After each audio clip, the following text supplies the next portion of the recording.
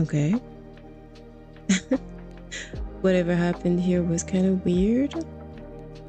All of a sudden, OBS wouldn't pick up on my mic.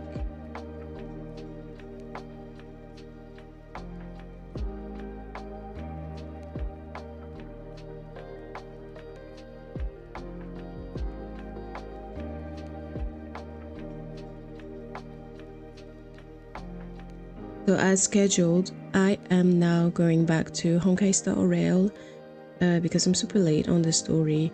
The last time I played, I stopped playing when Thanon had just accepted to become a demigod.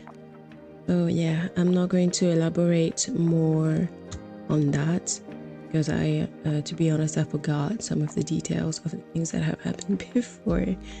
I'm terrible with this. But anyway, let's go.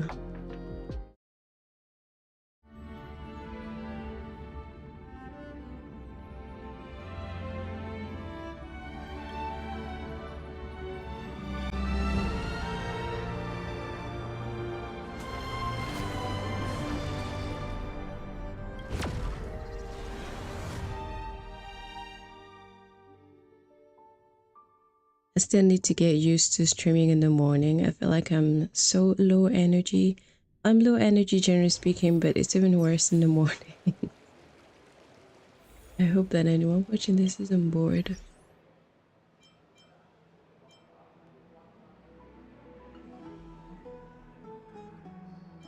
What did I want to do?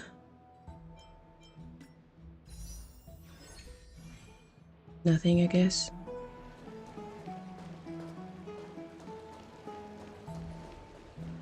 I'm so glad I got to get Cypher. I was a bit pissed because I didn't want to spend money on the game since I wasn't playing it often enough, but at the same time, like, it's part of Fellas.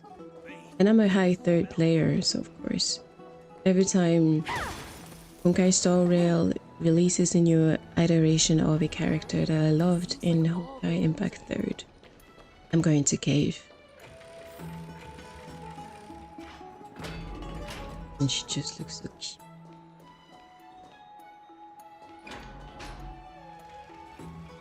Exhaustion envelops you. At this moment, no god of Emphorius could pull your gaze away from this lounge chair.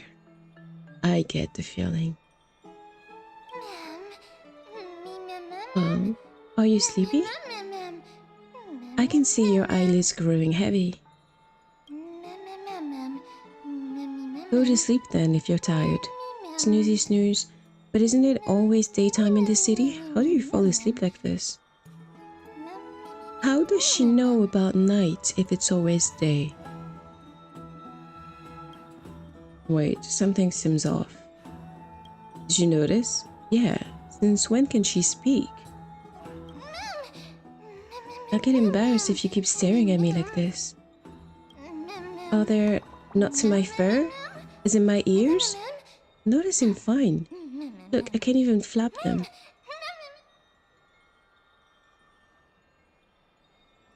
You can say more than single words now?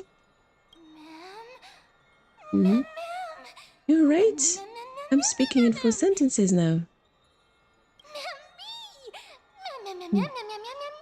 It feels amazing being able to speak fluently, but why do I speak in such a proper, uncutesy manner now? I mean, referring to myself in standard first person and all. Maybe it gives you more personality. Why aren't your words enunciated? Ooh, fooey. Okay, ooh, fooey. I didn't ask for this. No judging. Never mind, since I'm the forgiving type. Besides, now that I am a bit more used to it, I don't sound as bad. Wait, who are you really? I don't remember anything about myself, and my head hurts. That's very convenient, isn't it? I have a gut feeling though. As long as we continue to collect the fragments of memory scattered across Emphorius, we'll be rewarded with something really, really good. How should I put it? Anyway, I just know that this world is very important to me. Sorry to burst your bubble, but I'm the protagonist here. It's so mean. So once again, it's all down to one gal and her dog. Or we're an ensemble cast. No, so once again. I'm not a dog or a pet. I am... what am I? Anyhow, I'm an important character for sure. I think I'm getting sleepy. The light feels so nice and warm. Even my first toasty warm. I can fall asleep any... I'll take a break too.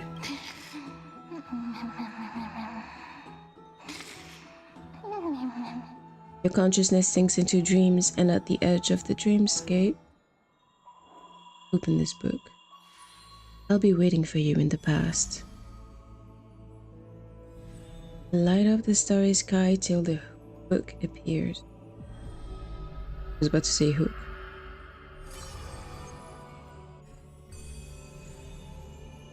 Having learned about Castrum Kremnos' past, now drop in that strand of nameless recollection. Okay.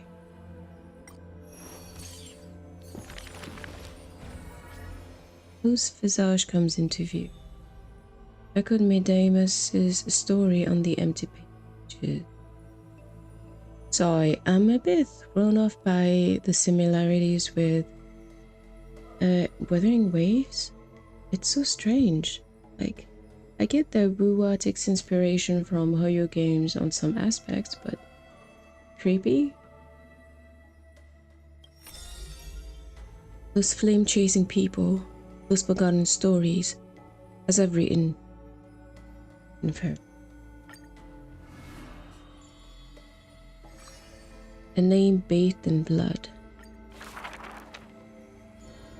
Among the soldiers, there was the famed city, State Kremnos. There's no glory to be found in an accolade, only obtainable through slaughter. Okay, let me read a little bit. So, as I was saying, among the soldiers, there was the famed city-state, Kremnos, a place where every warrior longed for. To be crowned champion of the Kremnos festival was an honor that only the cream of the crop could attain. There was no glory to be found in an accolade only obtainable through slaughter. A man blocks my way. His name is Medemus, Crown Prince of Kremnos. Despite being a man of few words, news of his deeds had traveled far and wide.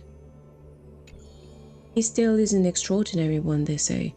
Cast off a cliff by his father at birth, he plunged into the sea of souls and drifted for 9 years. Huh. He managed to survive all of that? Even the god of death turned him away. An immortal body, a gift bestowed upon the man. As with every other crisis heir in Amphorius, blessing, it also is curse. The taciturn man is seated at the table, expecting me to break the silence. Before us is a cup, filled to the brim with a crimson liquid. People considered it a Kremnoan tradition to sustain their bodies with fresh blood. Ooh. In popular legends, everybody on the battlefield was taken. Arrogant amateur historian. He sees straight through my pretense, his gaze as keen and piercing as a lion's. This is pomegranate juice. The man scoffs. Okay, this is more acceptable.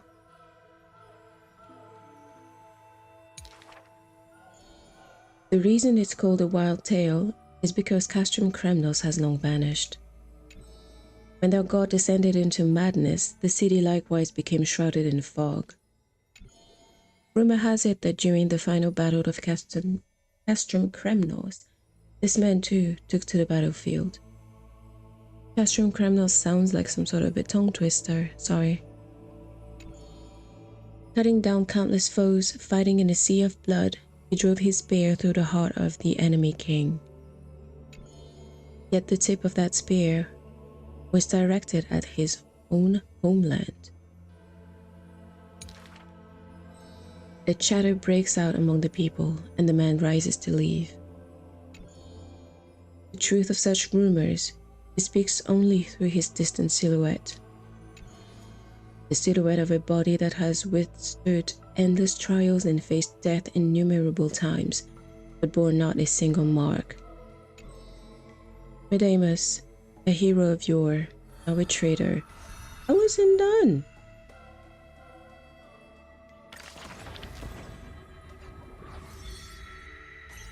That was kind of rude. The flame chaser's path has grown, whatever. The last prince Medemus, his home had long been covered in dust. Like that perilous city named Kremnos, the man's past is equally veiled in shadows. Only his infamy as the Kingslayer is recounted in echoes. His immortal and woundless body barred all swords and blades, and also dispelled curiosity and peeking gaze. Instead, look at his road, for that is the only way to scry into his fighting heart. He inflamed the path ahead with fire, and his road home shall be paved in blood. Did I read anything else? You know, this is not exactly restful though. Hey, lighten up. Let's go, you're so serious. I thought she was supposed to be sleeping. What's with the book? I have no clue. I was deep in sleep and the next thing I knew I woke up here. Since you're here too, does that mean... Did our hearts connect in a dream? Ah, yeah, I played Star Rail as well. It's been a while though, so I'm catching up. How have you been? Yeah, I got Fainon, I don't even know how to pronounce his name, a few days ago too. I was pretty lucky and had him like an early PD or, yeah. I didn't have to spend too much money. Just 30 euros and that was it.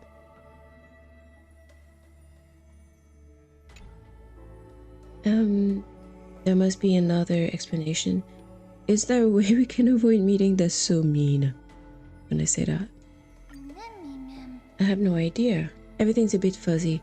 Let's just say it's some kind of mystical bond for now. Although I'm completely in the dark, I adore this story. They say dreams are veils cast by Oronix. Could this be a gift from them? It appears that Titan cherishes you just as much as I do. Oh, that's kind of cute. I get it, a bedtime story, or reading can be such a drag. I do not share that opinion at all. But still, is there any reward for this? Absolutely.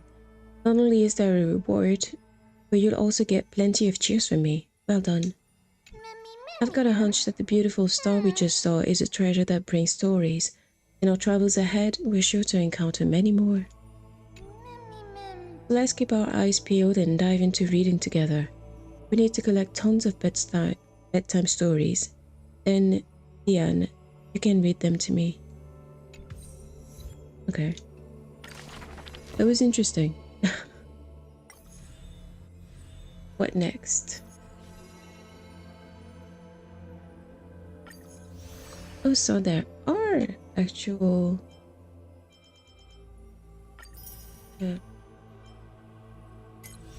gifts. Rewards.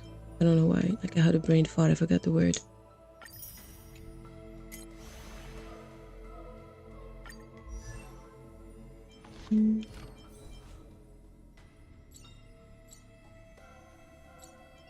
Oh, well, I don't have it. Okay. I'm not really... Oh, I can write a story? Oh no, I can't. I don't have what I need to write another story. You're so into it. Do you like these cards? I'll go first. I love them. My awarded poster looks even better. I won't even ask what happened. But don't worry. Here in Okama, you're a celebrated hero, Diane. I'll make sure everyone knows your name. I think I'm gonna change her name to Give her my name. I don't know why I call her Diane.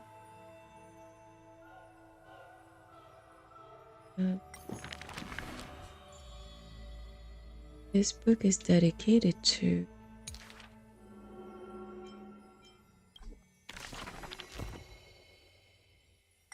Well, I think I've done everything I could with this book for now.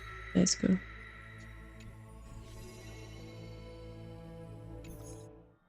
While you were having the strange dream somewhere else in Okema. You should take this opportunity to rest, Lord Finon. The core flame ritual is tomorrow. Today, tomorrow, what difference does it make? It's always morning in Akima under Kefali's protection. So long as the light continues to shine this brightly, I won't be getting any sleep. Why force myself to shut my eyes when I can instead take this time to calm my mind and gather my thoughts? That counts as rest too. Have you thought things through, then? Not at all. Everything's a jumbled mess still. I don't even know where to start. The core flame was blazing hot in my palm in the beginning. But it has completely cooled off now. I can barely feel it. Miss Castoris, does this mean I'm a good match for Nikador? I don't quite get how it works, but if it's going to put you at ease, then I will say yes to that. Thank you. That's the abyss in the distance. Oh, that reminds me of the question I didn't get to ask. Back in the temple with the scales of justice, when Orynyx was trying to deter us, why did you stop me, Miss Castoris? Because I knew there must be another solution. Something more important than the fate of Amphorius. It is far too cruel and unfair to ask that of you. You should know that I would have gone ahead if Dan Heng hadn't come up with an answer in time. I know. We should not have hesitated then. I stopped you before I even realized it myself. It's fortunate we had the both of them there with us. Yeah. It's a good thing we had them. Are you still thinking about the past, Lord Finon? Every waking moment. I lied to the two demigods just now.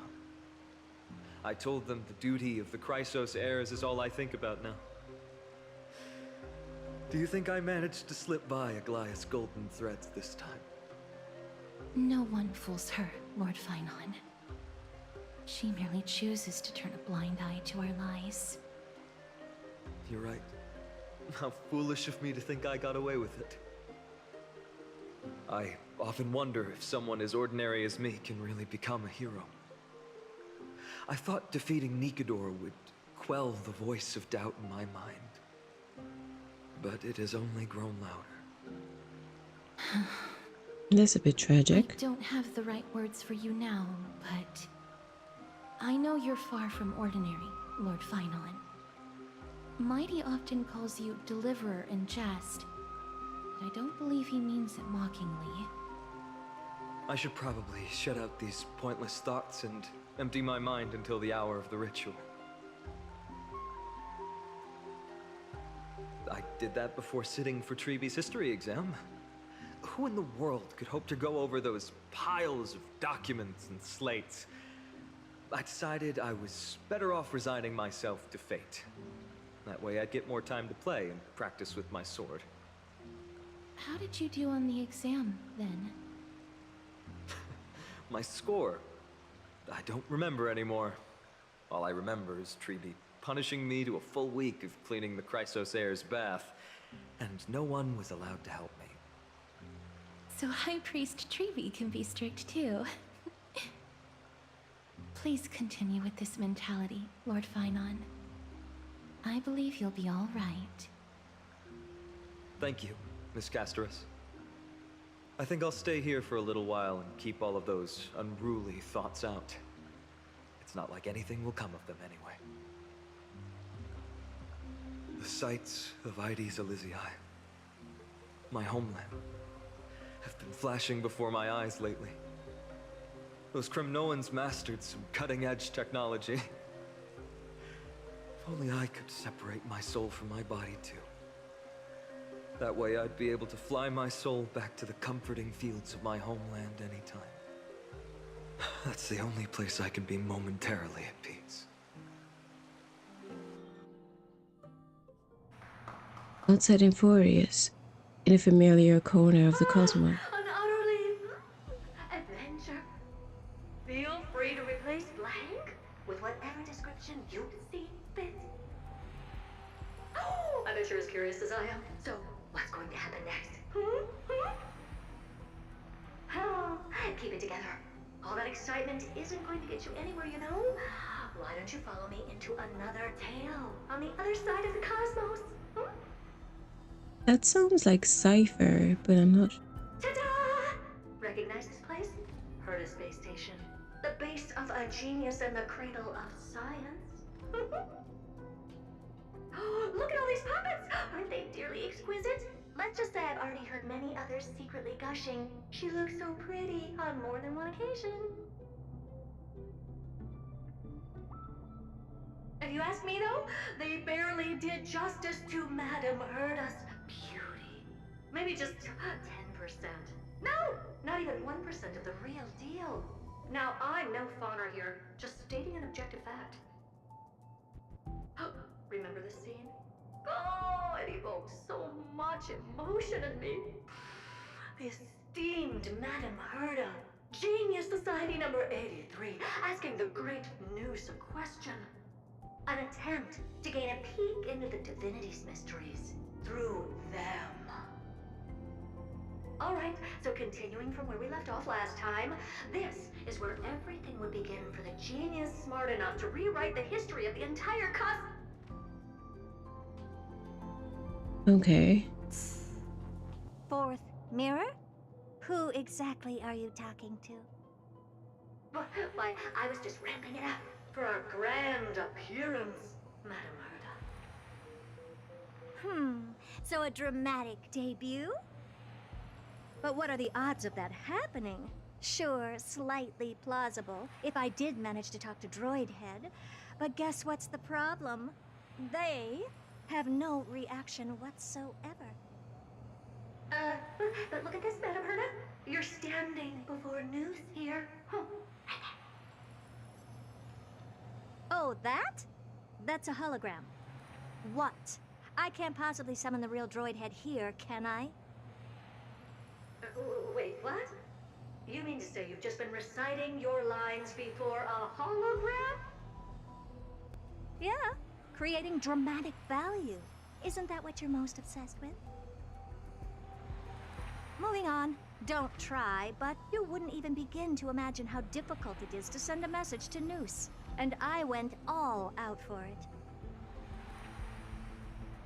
Powering the audience system alone required me to reconfigure the energy supply of the entire space station. I had to switch it to hibernate mode before rebooting everything. Do you have any idea how much that costs? You do stream Star Rail as well? Do you have a schedule, or do you do it only when you have time?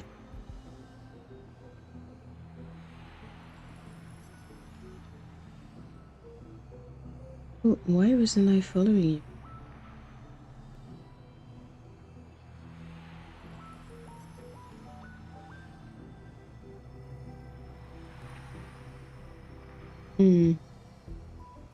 I see what it's like. Well, if I see you online next time when you when you stream Star Rail, I'll come and watch it. You can also send me a message anytime.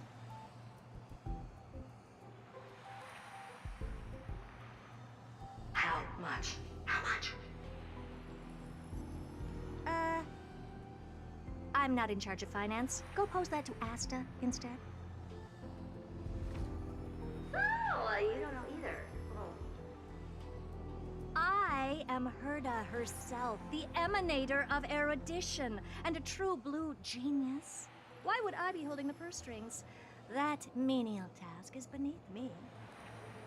You're absolutely right, Madam Herda. The IPC should really be providing a genius like you with all that you require, so you can freely dive into any research that tickles your fancy. With that said, Herda herself, emanator of erudition and true blue genius. What do you plan to do now? What else can I do? Identify what's malfunctioning within the audience system and fix it, of course. Don't take offense to my candid words, Madam Herda. You may be proficient in many aspects, but is hands-on work really one of your strong suits? I humbly suggest for you to contact Steven instead. Contact him and expose how I shelled out a bomb to send a message to Droidhead, only to screw up everything else? All right. I get it. Good that you do. There. That's the audience systems terminal. Come, walk with me. We'll check what's wrong with it. Aye, ma'am. Oh, but I can't walk. I can only float. Well then, float. What's with your witty remarks today?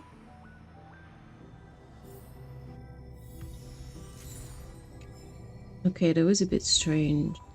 I want to go back to Amphorius. But I also want to... Ah.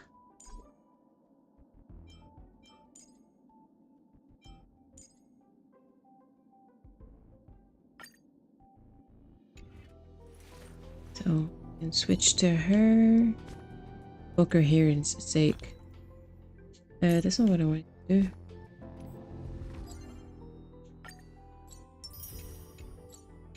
Also, I want to do some before I forget.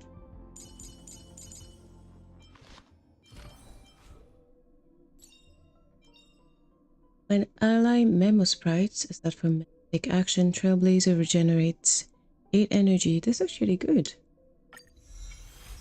I think they did a good job with that path for the Trailblazer. I'll try and play with her and finish building her too. This is the audience system? Hi, it looks just like the simulated universe. Keen observation. They share the same fundamental logic and are pretty much identical in that regard. Ah, I see. We call this referencing and not appropriation, right? One more stupid remark from you, and you can watch Fifth Mirror reference your role because I'm going to be dropping you as my assistant. Yeah, that was a strange remark. Focus now. The audience system is divided into 3 zones: energy supply, computing, and communications. Each zone operates independently and will only be integrated via the path of erudition when the system is booted. Sending a message to Droidhead involves more intricacies than you can imagine. If routine trials and maintenance on such an elaborately sophisticated system are already as bad as squaring circles, then it's no surprise for glitches like this to crop up. I see. So, Madam Herda, can you use your professional judgment to tell which zone the glitch is in? Of course, all 3. No sweat. They'll be up and running again after some simple technical tweaking. The 3 zones are compartmentalized, so we're going to have to troubleshoot them one at a time. Let's start with the energy supply zone. Get ready, and then we'll go over. I'm just a mirror, Madam Herda. If you're ready, then your reflection in me will also be ready to go. Brr, why is this energy supply zone so cold? Brr, I'm already frosting up. Why else? I've converted the energy core that supplies all of Herta Space Station into imaginary state and stored it in this zone. If not for the ultra-low temperature here, the space station would have long blasted off into the sky. But aren't we already in the sky? You're just a mirror? I don't need you to take on comic relief, too. Where did those things come from? Corrupted data? Reanimated systemic rust? No, not likely. It can't be the Legion's second ambush, right? It looks like a mob from Whatever. Amphorius. We have to get rid of them anyway. All Could be right, wrong, stay though. close and try to avoid shattering to pieces.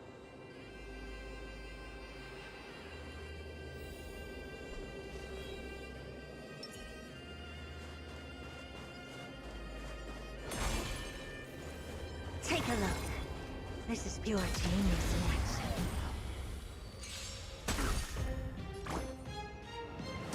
Have some sunshine! Open sesame. Found me. I can't let them down. The future will come. That character is so classy. Dispel the gloom! Destroy the skies!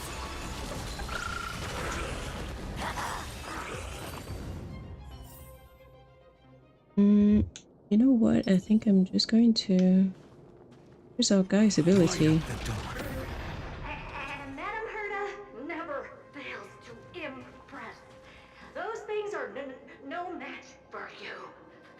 What's this, ma'am? Looks like one of those memory bubbles. It's not worth that much attention. You'll find many more in other zones. Is that so? Yeah, I'm taking it anyway. I like being back to Bellabog. I miss this area. Probably going to go back later.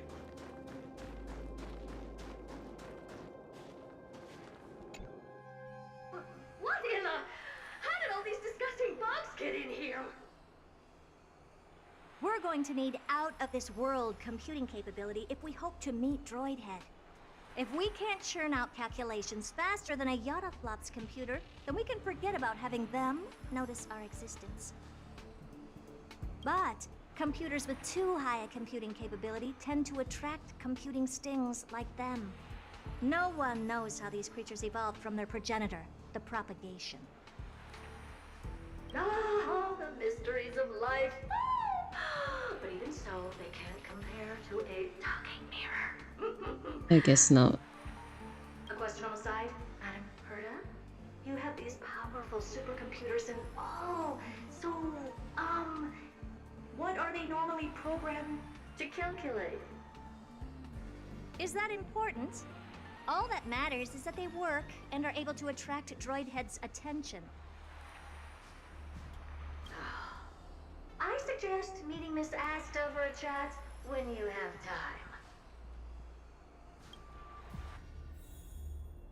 Okay. I wonder if like... Light up the dawn. No, it's not overkill.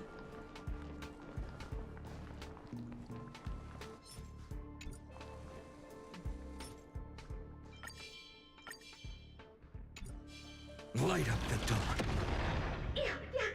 Help me! Go from those bugs got onto my reflective surface! Clean up after yourself. Can't you just wipe it off with your hands? It doesn't have hands. Ah! Good one there. With those annoying bugs squashed, we're done fixing the computing zone too. These computers will get up to speed soon. Now we're just one final step away from requesting an audience with Droidhead. Our last stop is the communication zone? Oh? You have a good memory. Let's go see what's wrong in that zone. There's a memory bubble here too. Why are you so interested in it? Okay, I'll admit it. I find them somewhat creepy. Hey, you never know. It might be useful.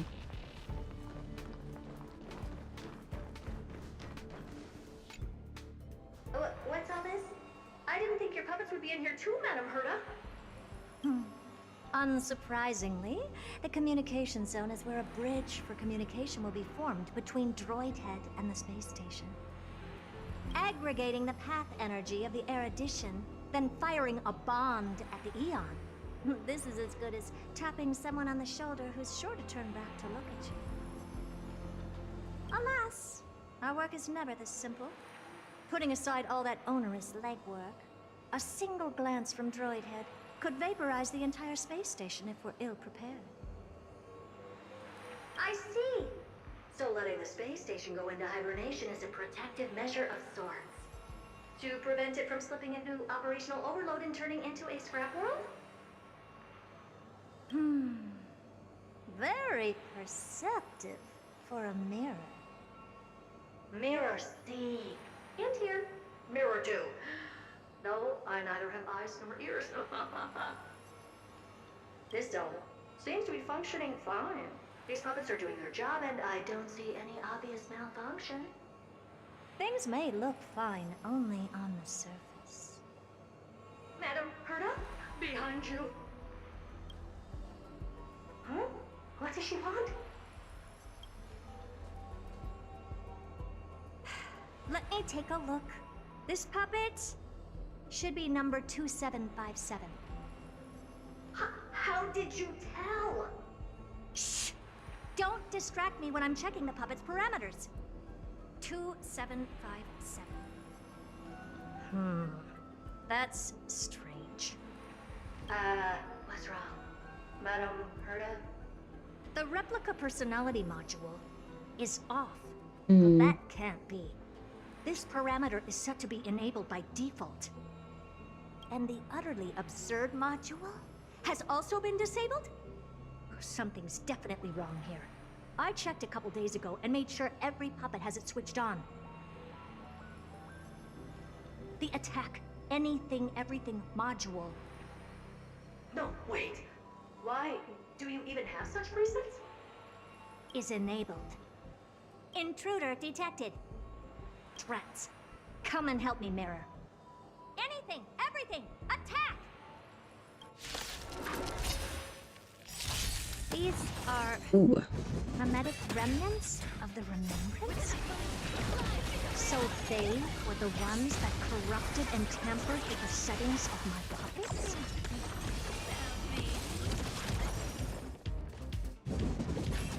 This is getting confusing.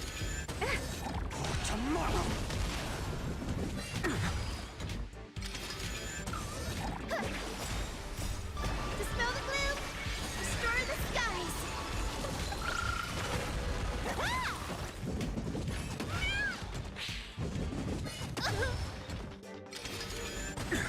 Open sesame. You can't run! Endless riddles. Nothing but a void. Egad! What a close shave! But why are these remembrance memes even showing up here? That was kind of cool. That's not the only one. Look at them. Number 7631 and number 10136 are affected too. Can't you do a factory reset on them? Sorry to disappoint.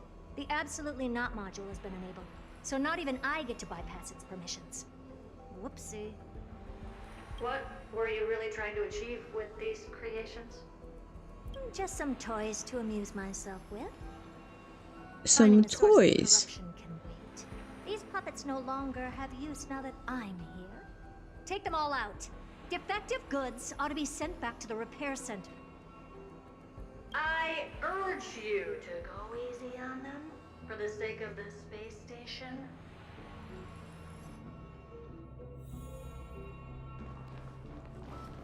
Wait, how many? Okay.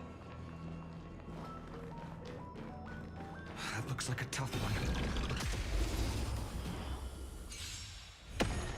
Found me!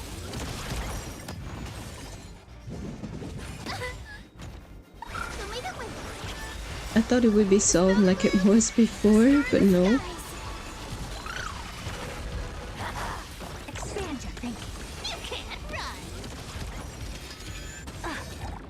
pressure will come. With enough believers, lies become reality! Yes! Have some sunshine!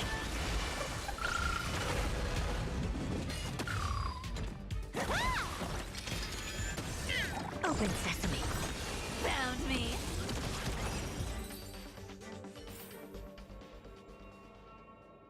Okay.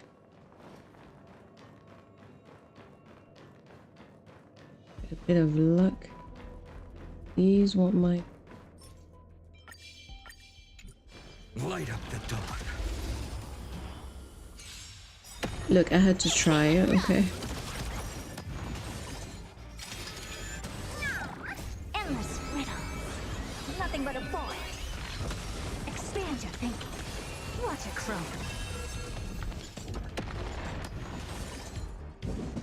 Gotta stop them here! So leave it with me! Dispel the gloom! Restore the skies! Open sesame.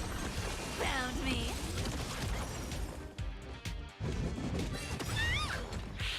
With enough believers, lies become reality! Yes! Tomorrow.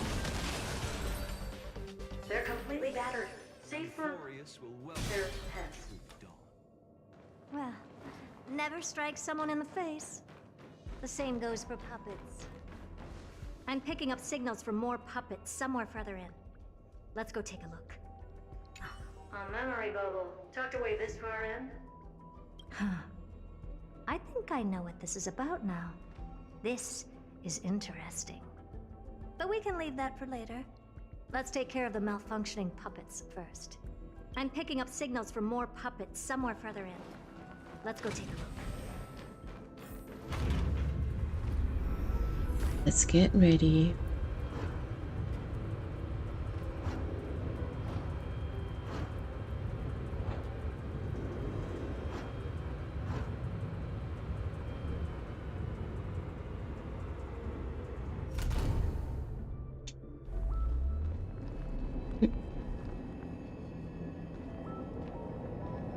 I didn't remember any area I could...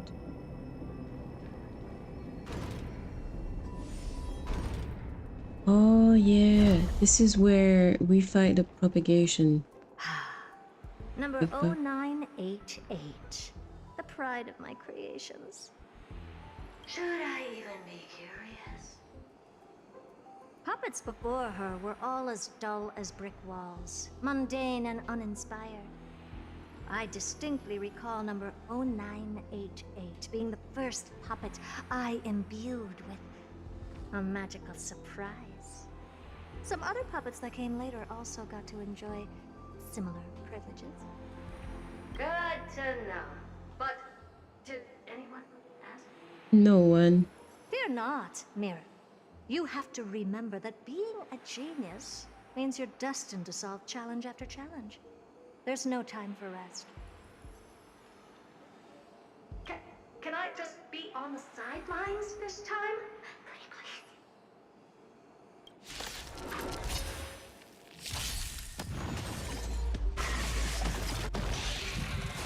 Don't be rash!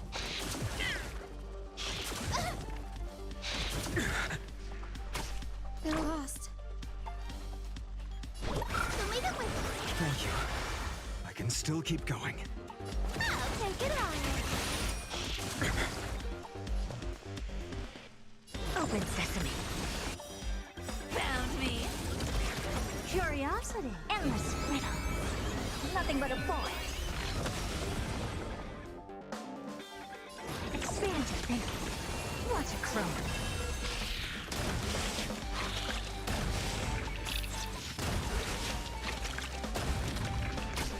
No other choice but forward. Mavis. Dispel the gloom. Restore the skies. Thanks. That feels way better. Amateur. The future is great.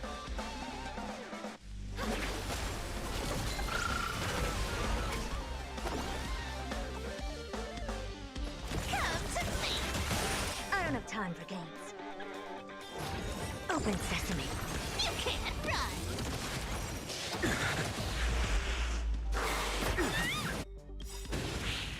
cube with enough believers, lies become reality!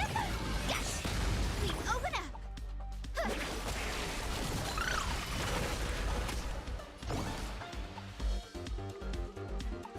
Tomorrow!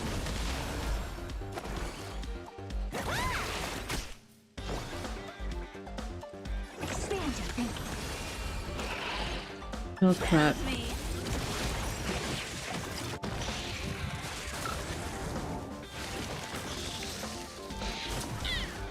Guide with the rainbow bridge. Curiosity. Endless riddles. Nothing but a void.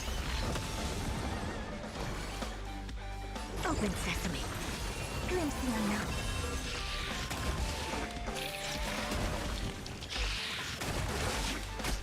You want to take advantage?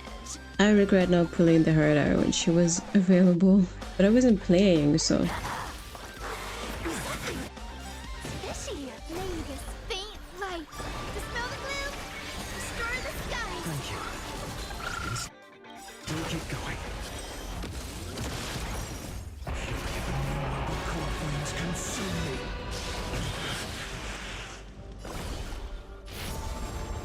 Hail the new dawn.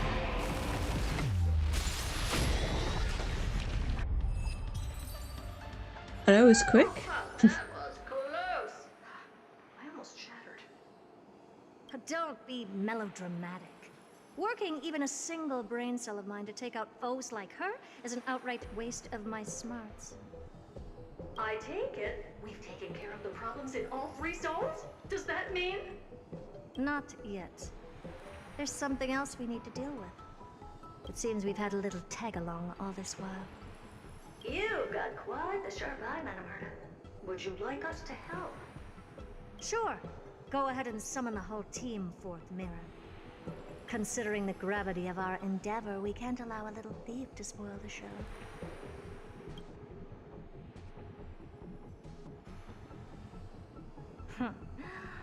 Parasite of the remembrance. Do you truly think your atrocious disguise can outwit the keen sight of a genius like myself? Once you're reflected in my mirrors.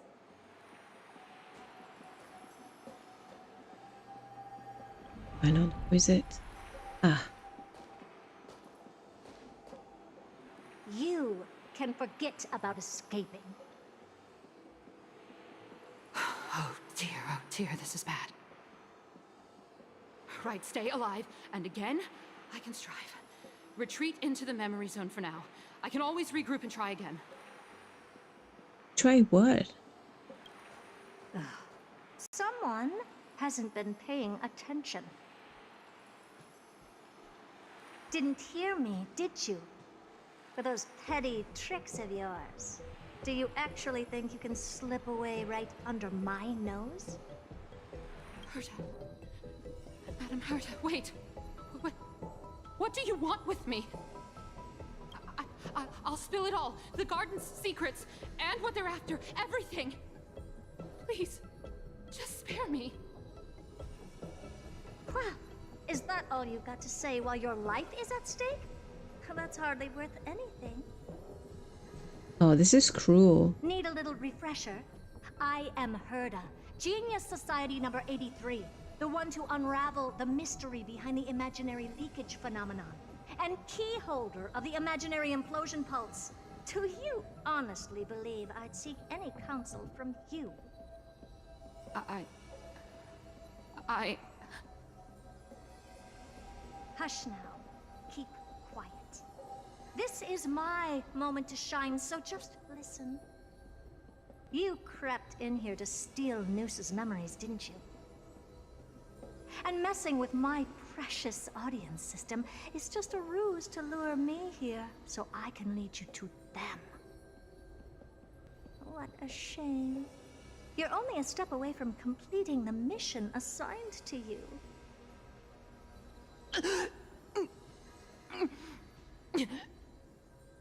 As if. Truth is, you never stood a chance from the get-go.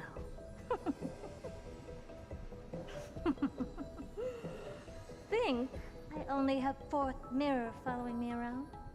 Oh, hoping you've let your guard down. Because her siblings have long been watching your every move. Now, let me think. What kind of punishment should I subject a brazen thief like you to? Oh, I know. You garden folk have a fondness for mirrors, huh? How about letting you enjoy some quality time with your favorite object? A mirror. As for the length of your punishment, let's keep it mildly punitive. How about 100th of a lifetime?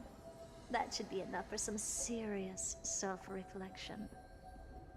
Oh, cheer up.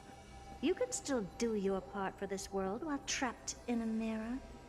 For all you know, your weak path energy could just help me get Droid Head looking this way. Oh, I should make myself clear. When I said 100th of a lifetime, I meant my lifetime. Oh shit. At long last, we can finally be at ease now that we've nipped those problems in the bud.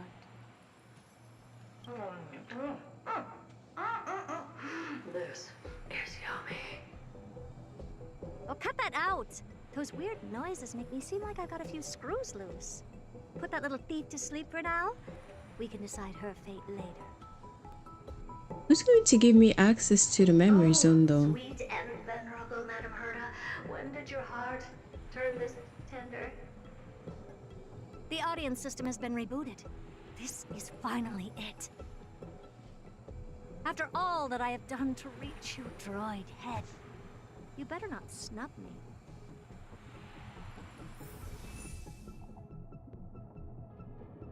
Okay, final step. Then I will go take a break. Because I'm starving, mate. The path space. This isn't a figment of the simulated universe, but a perfectly tangible and accessible space. Right. Now's not the time to wallow in nostalgia. Droid Head, will you answer me?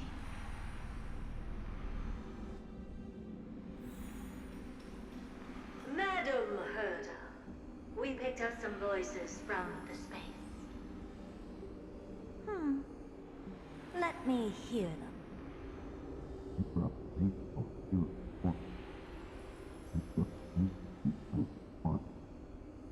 Is this binary arithmetic? Could it be Droid Head?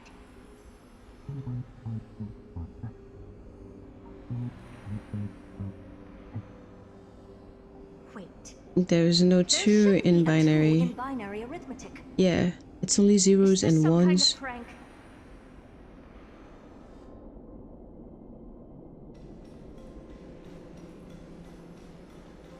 Madam Herta, we're hearing those voices again. What now? What should we do? Keep your cool, second mirror. What did they say this time? Play it again for me.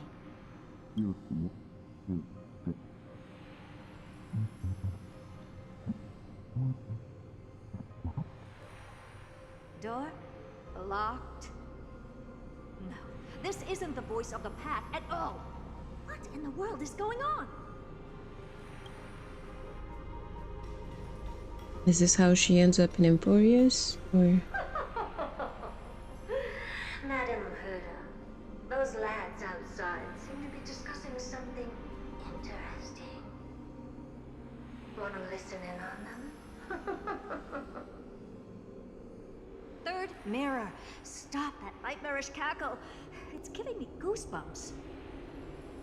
Wait, did you say those lads outside? Could it be? Why don't you listen for yourself?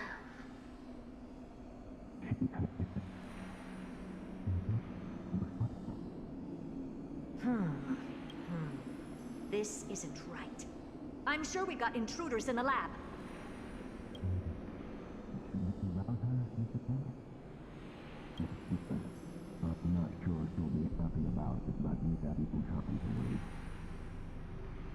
Wait! Stop! Whatever you're about to do, no, don't even think about it. Whoever you are, you better not interrupt me right now. I must continue forward. Just a few more steps and I'll be able to see Droid Head. Why is Welt trying to wake her up? Is something wrong, Madam Herta? No, it's nothing. I was just thinking. Madam Herta? I think you'll want to listen to the voices from beyond this space.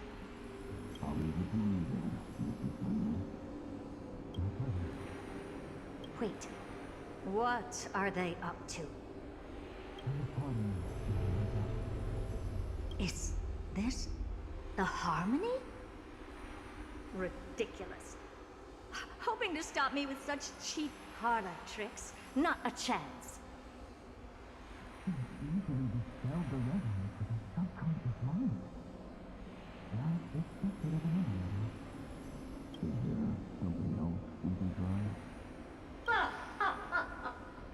Presumptuous fellows. Who are you to interrupt Madam Herta's experiment? Let's ignore them and keep going. We haven't seen news yet. Forget it, Mirror. Let's just leave. Leave? Surely you're not suggesting we stop the audience experiment right now? She was so close. Beyond all reason, ma'am. We went through so much just to get here. Now we're just one step away from making contact with the Eon themselves. Please. You know how insanely costly it is to reboot the audience system.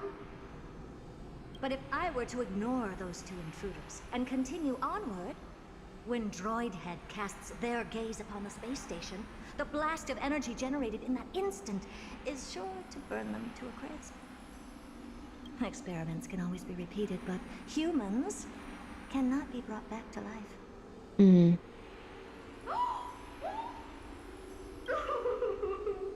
Oh, Madam Herta, so selfless and kind. I am truly a lucky mirror to have found the best possible master. Enough! Don't use that nauseatingly fawning tone on me. Looks like I'll have to abort this prematurely again. But mark my words, Droid Head. I will be back for you. Madam Herta? You're finally awake. You two? That sounded just like the beginning of Skyrim. My plan is ruined. And it's all thanks to you. Your plan? My sincerest apologies, Madam Herta. We weren't aware this was a part of your plan. The space station was in complete darkness when we arrived, so Sunday and I assumed something bad had happened. We continued further into the space station, hoping to find the cause of the blackout, and that's when we chanced upon your actual self. How did you get in? The door wasn't locked. All right, fine. I am a person of reason, after all. You're not to blame for this. I am familiar with Mr. Yang of the Astral Express. But the one next to you? It looks so small compared to Looks Welt. like Madam Herta doesn't pay much attention to cosmic news. Please pardon my manners. It is unbecoming of me to forget the most basic of courtesies amid all that has happened. My name is Sunday, and I'm just a passenger of the Express. And this, unremarkable passenger happens to be a Harmony Pathstrider? Do you take me for a child? In any case, I don't suppose you came all the way here just to check on how the space station is doing? Well, we were worried for a moment there, but it's good to know the space station isn't in any kind of trouble. We're here because of Amphorius, Madam Herta. Why does that not surprise me? Oh, something occurred to you? No! I've told Himiko everything I know. Nothing about the world sounds right. Droidhead has cast their gaze upon numerous worlds in the past, and every one of them is etched in my mind. So how could I possibly not know about it? Perhaps those garden folks lied to you.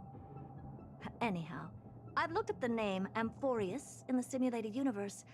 Though clearly irrelevant results have already been filtered out, there's still an unbelievably long list of generated results.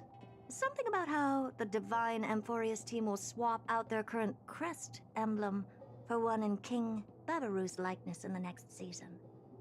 I hope that can be of some help to you. That's so confusing. We may as well take a look at it. I still don't get it, though. Didn't the Astral Express already depart some time ago? Is that world so incredibly spectacular that it warrants this return trip?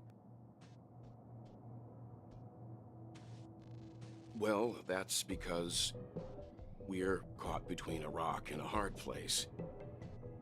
If Amphorius is indeed inextricably entwined with eons, paths, and even the erudition, we're going to need the wisdom of a genius to help us, especially now that we've seen the planet for ourselves. Elaborate a little on this rock and a hard place you're caught between. We've lost all contact with two indispensable companions since they entered Amphorius. And that's not all. One of our other companions is suffering from a serious and inexplicable affliction. Within Emporius, Edian's private bath chamber.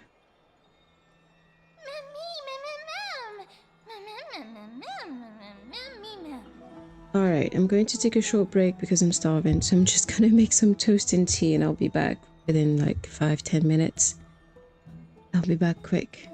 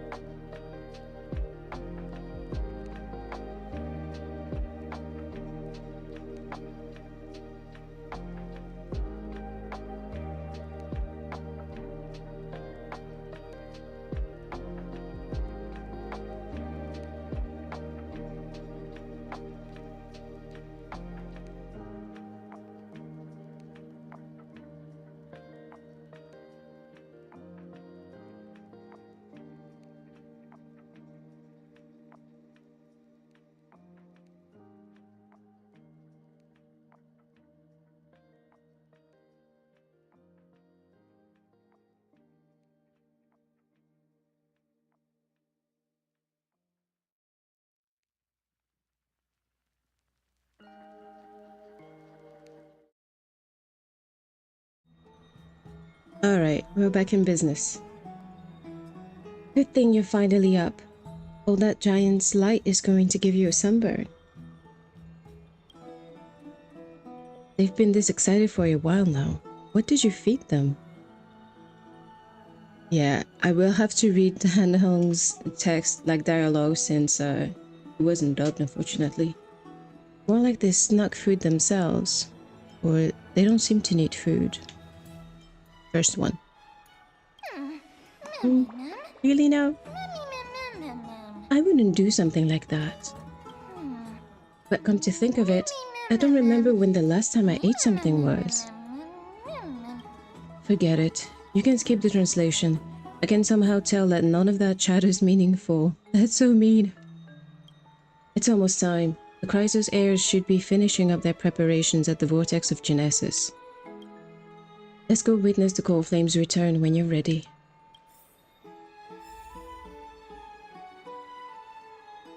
Oh, that's how a crystal floats by silently in midair. Goodness knows when it first appeared. Okay, come out. In the next second, a strange feeling spreads across your chest, like a rising tide smacking you in the face. You remember everything you experienced in Emphorius and those non-existent memories that you witnessed there. When the tide of memory subsides, you discover a few shattered crystal shards lying motionlessly in your hand, clear and bright. Is this a gift of destiny? These are memories from when I lived with Dan Hong in the bath chamber. I never thought I'd seen them again. The memories here are incredibly vivid. Okay.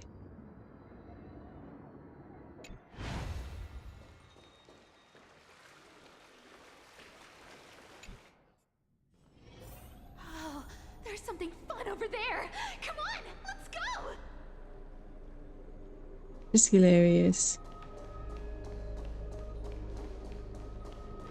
Oh, Majesty of the 12 Titans, pillars of the world. We seek your divinity to mend the rifts of the world. Fill our bodies with blood of gold, till we wither in willing service to the prophecy.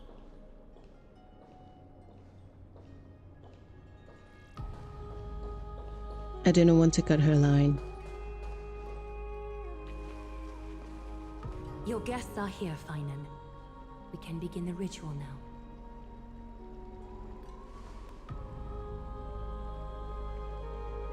Lord Mighty isn't here yet. What is it, Mighty? I've said Midday this whole time. Miss Caceres. He spoke to me already. I told him he should be nursing his wounds, and that he shouldn't be worrying about all this comrades once-in-a-lifetime ascension ritual stuff. Okay.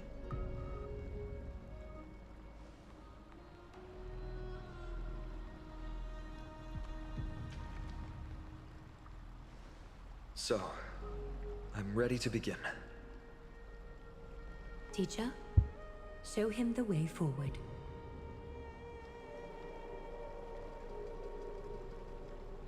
Despite the myriad dark and endless nights that have gone by, the guidance of the prophecy is nevertheless as clear and bright as the first ray of dawn. Overthrow the gods, it declared. Restore the core flames, it declared. Bear the divine authority, it declared. Forge miracles, it declared. Oh, prophecy, forgive us for this late tribute. We, Chrysos heirs, have striven to start the flame chase journey anew over these myriad nights. The seeds we sowed have finally yielded a good harvest. The seventh core flame needed for the miracle that once belonged to the great Lance of Fury, Nikador, shall now be returned by an elected hero of the Chrysos heirs, an upstanding citizen, a valiant warrior, and a noble soul. Please step forward, Finon of Ides Elysiae.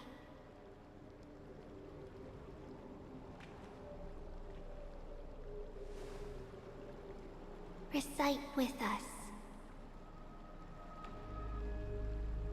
O Majesty of the 12 Titans, pillars of the world, we seek your divinity to mend the rifts of the world. Fill our bodies with blood of gold, till we wither in willing service to the prophecy. Surrender the core flame, Chrysosair.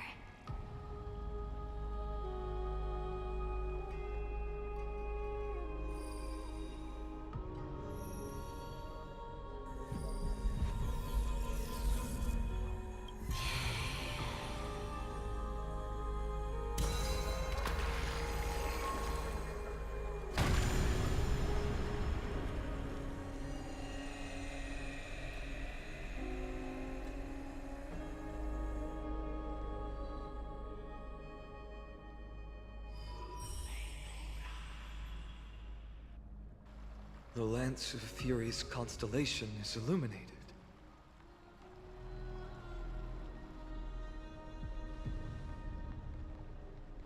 Why is the vortex this silent? Was it also like that in the past? Patience, Finan. Do not make us question this decision. Lord Naius? I'm afraid he's not the person you know, Castorus. That is a manifestation of the prophecy, an echo of the Titan's divinity. It is here to examine the Titan's successor.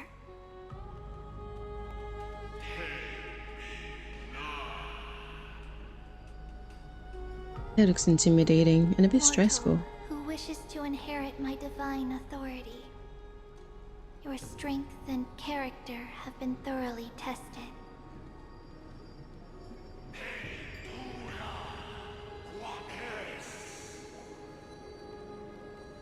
Yet your will wavers. If you are to inherit Nikador's relentless fight against the unspeakable Black Tide,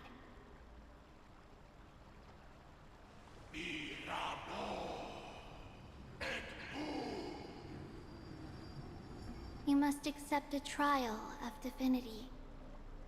Prove that you possess an indestructible will, and vanquish the fears deep in your heart. Vanquish the fears in my heart. So be it. No matter what obstacles you plan to put in my way, I'm ready to overcome them. For our prophesied tomorrow, I will become the god Amphorius needs.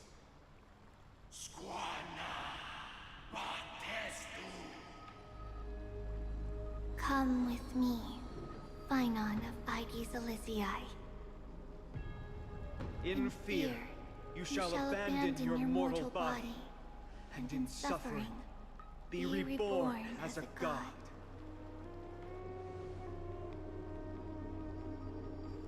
Wait for my return, my friends.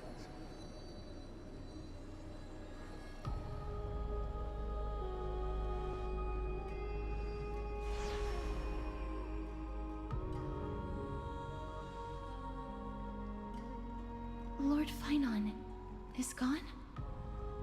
He has stepped onto the battlefield to fight a campaign that can only be won by him alone.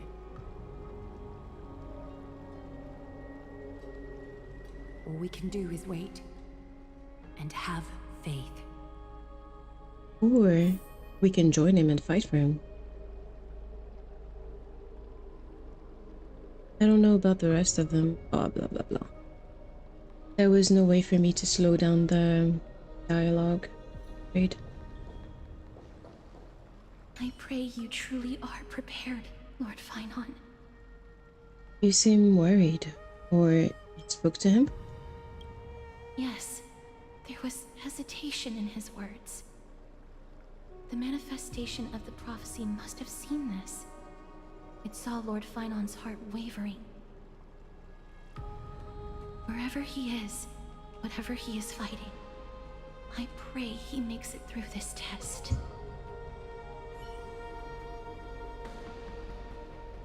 I imagine he dies if he doesn't. But stream.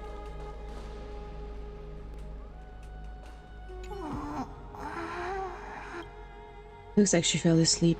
Presiding over this ritual must take a toll. Snowy.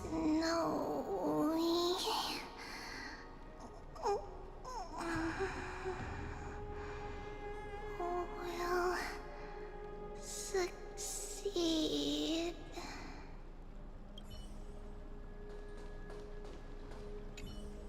Finan steers his own fate.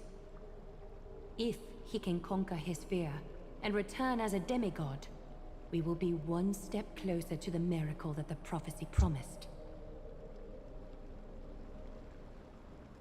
What if he fails? That would mean his time hasn't come yet, and that there is a more arduous mission for him to see through. You must have noticed by now.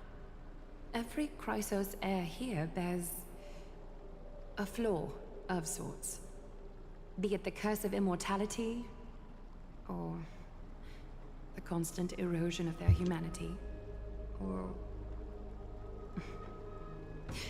But not Finan. He is a Chrysos heir without flaw, a perfect vessel for divinity. There will come a day when he leads everyone we have left, through the gates of the miracle. Still too late, huh? Finan said you weren't coming. The constellation of the Lance of Fury is already illuminated. That must mean... The core flame has been surrendered. The Lord Finan's test isn't over yet. The prophecy sent an ambassador. They acknowledged Lord Finan's strength and character, but had doubts about his strength of will. He must conquer his fear and prove himself to the prophecy. I was right to be worried. I want to formally thank you, outsiders. Were it not for your aid, our campaign against Nikador would have been 100 times more arduous. Isn't it nice to be polite? Kremnoans revere strength and military might. But that does not mean we lack etiquette. Mighty, what do you mean when you said you were worried? They don't know yet?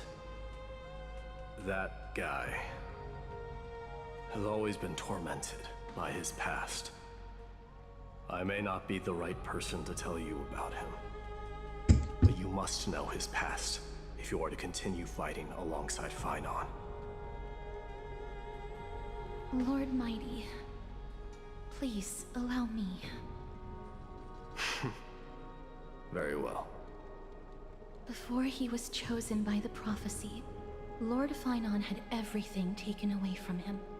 His home, his family, his close friends. Everything he once swore to protect. He became a hollowed shell in his youth, and the blazing flames of vengeance were the only thing sustaining him. The prophecy gave him a new mission, granting him a new life as a Chrysos heir. But which is more important to him? His new mission, or his desire for revenge? I'm afraid only he knows. No. Perhaps he himself is still struggling to get to an answer. I acknowledge his strength, but fear is something not even the sharpest of swords can cut through. I hope you've toughened your resolve, Deliverer. Only a will as tough as stone can shatter the darkest nightmares.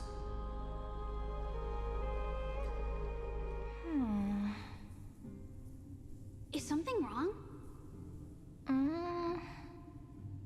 Ugh, don't keep me in suspense. Come on, tell me already. What did you see? I just wanted to get a reaction out of you. Alright, I'll tell you. This card is the Deliverer. Deliverer? What does that mean? The interpretation is really long. Maybe I should just skip it. All you need to know is, this card means you'll be a hero, worshipped by all. You will protect this world and save lots and lots of people from scary enemies with your sword. Do you like the sound of that? But... What's the matter? This is a good card. But I don't want to be everyone's hero. I just want to stay in this village with everyone I know. Grandma and Grandpa said the outside world is full of bad people. That's why they're always at war. Who wants to save bad people like them? I can be a hero, but only our village's little hero. Well, little hero, if the day comes for us to say goodbye to ID Silicii, could you become a deliverer then? Do I have to leave the village? Mm-hmm. If something like that happens, someone will have to save the world. Then I'll... That's a lot of pressure. I'm just teasing you. Don't worry. ID Silicii is a peaceful place. Bad people won't reach us here. Are you going home already? If you're not in a hurry, should we go play with the fairies again? Fairies! Okay, I love playing with them. I'll win back the wooden sword I lost to them. Look at how excited that got you. Let's go then. May this world never have need for a deliverer.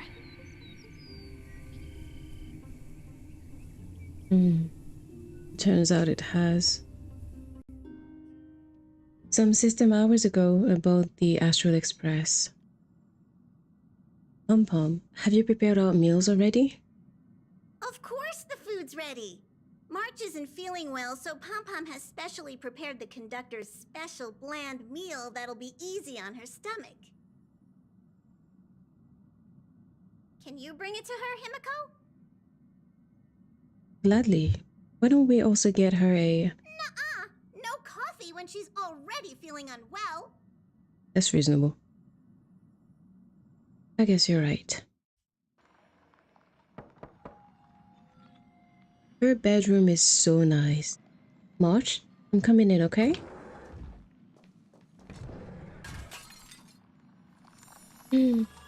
What?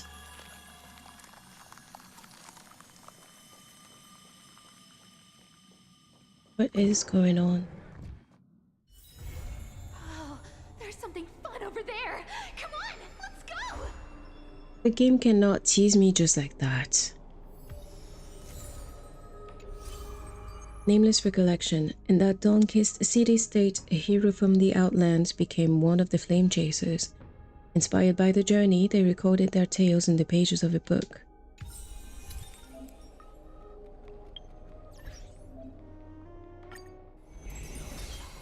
Oh, so I don't need to be in my bedroom too. Oh, Diane, look at the time. Have you eaten properly? I mean, I guess I kinda have. Not all Stellarans have the same constitution. I'm already stuffed. Wanna hear me burp? So cute. I've never heard a performance like that before. If it's you, Diane, it must sound delightful. I'm digesting my meal right now, and I was hoping to invite you along for a walk. Midday sunshine is lovely. Come on, try it. You'll see how comfy it feels.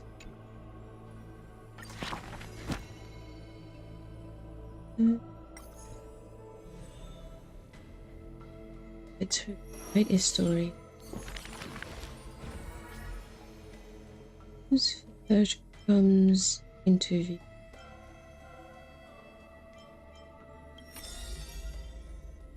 Those flame-chasing people, those forgotten stories, as I've written.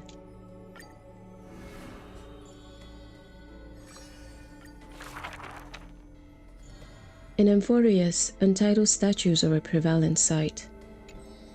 As for the inspiration behind the statues, they are said to be the clay figures that Kefali made at the world's creation.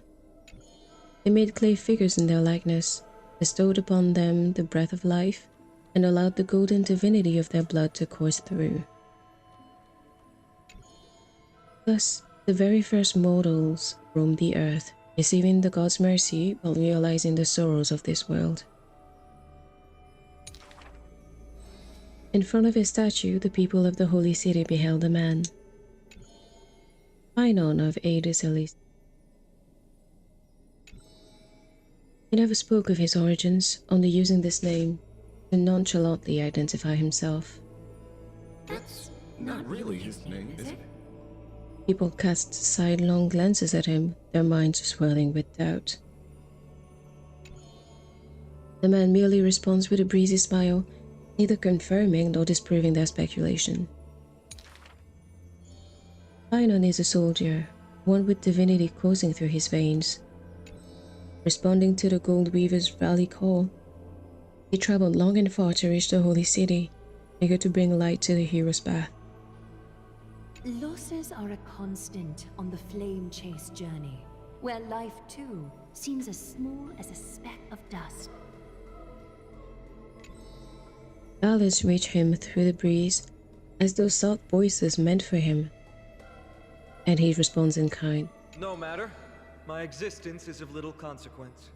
Oh, that's such a sad mindset to have.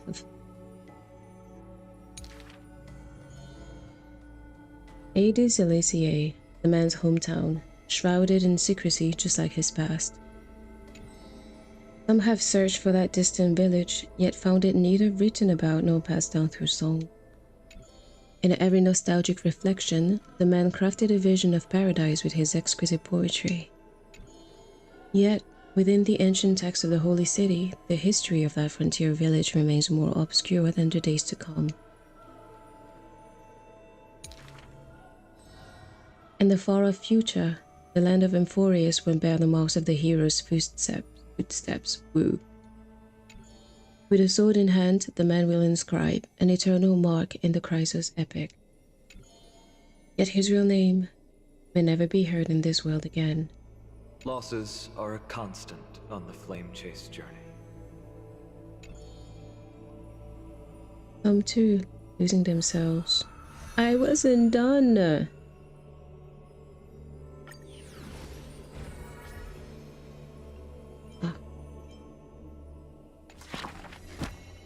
It's okay.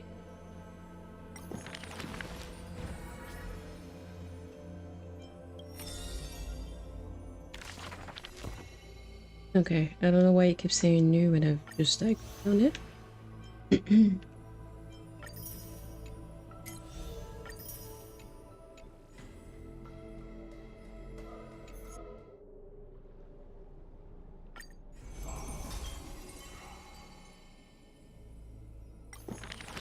But I don't have any left.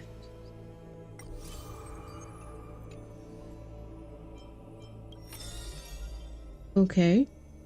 Well, my bad. I guess I didn't understand how that worked.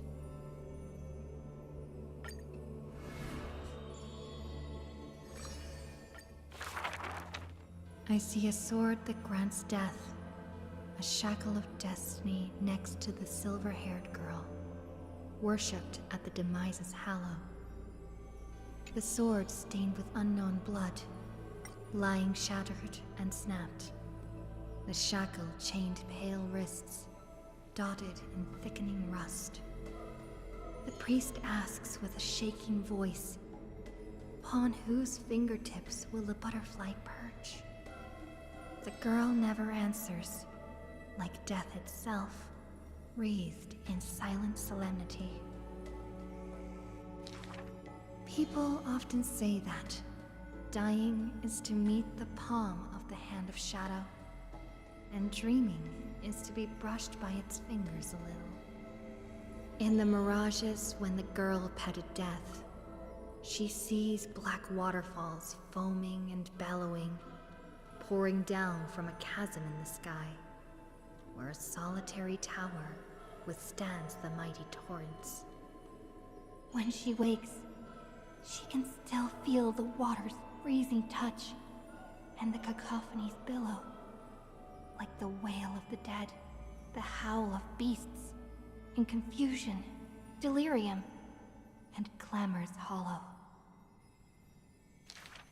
The girl's embrace is not meant for the living. Thousands have entered the eternal sleep in her arms, granting to the dead solace and dignity. She mentions a ferocious warrior, feared in battle. She did not go with a smile, but to me she cursed. Oh, life's end, how ugly you are, how despicable. And from that day on, she adorned herself. Her dress, white as a radiant moon, became always dotted with flowery petals. For if death cannot be avoided, so says the girl, I wish it could contain beauty more plentiful. Among the thousand ceremonies in life and death, the ones she knows with most intimacy are funerals. One burial after another she presided over. From the angelic visage of a babe passed in the cradle, to the despairing eyes of the mother drowning in sorrow. From the scars on a war-battered general's torso, to the unending tears pouring from his bereft widow. Yet, she remembers not a single living human she had seen. Even in the mirror, she thinks her own face strange, with an alien glow. And the countless words buried in forgetfulness, the only thing she manages to glean is a mockery to fate, a sarcastic whistle. Stay alive. When she cast aside the shackles and stepped beyond Idonia, a déjà vu most violent seizes her whole. Did she, perchance, conduct some previous escape? Illusions dance across her eyes. She had once drifted in an endless river, then drove her single boat out of the deluge. She had wandered in the battlefield, covered in corpses, then recovered the path back to life. Why must she escape? Over and over again. She now knows the answer and quivers, for it is a ludicrous surmise. The woman embodying death walks this world only because she knows she must stay alive. But alas, at that time she knows not that death is not the end. It is only a butterfly landing on a withered branch, utterly meaningless, profoundly trite.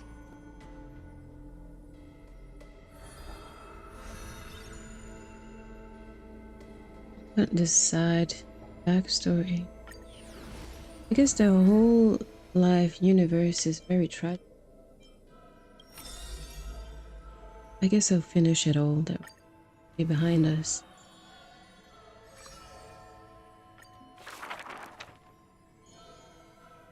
In a corner of Okema, the newly arrived traveler stops for a moment. 1, 2, 3? There's 3 identical children? The 3 children had different smiles. Welcome to the holy city. We will show you the way forward. One is beaming, one has a shrewd grin, and one is smiling serenely, yet each of them looks just as mysterious as the other 2. Rybios. This name has not been mentioned for some time. Only the elderly priest of Yanusopolis know the true significance of this name. High Priest, please guide us once again as we spread our wings on this long journey. As music from his hometown plays, the smiling children gather around the old man. They wish that the Twilight Priest will carry away all tales of sadness. The end times looms like a dark cloud, hanging over the holy city's residents and shrouding them with worry. Hello? Do you need our help? Like torches dancing in the wind, the children illuminate the alley. They wipe away the women's tears, babies sleep amidst whispers. On the windowsill of those in prayer, their light footprints remain. The three pillars of Akama. Yet they simply shake their heads. There's no need to be so somber. How about we play a game together? Guess who we are? The three soared and landed in front of the townsfolk. You're Trian.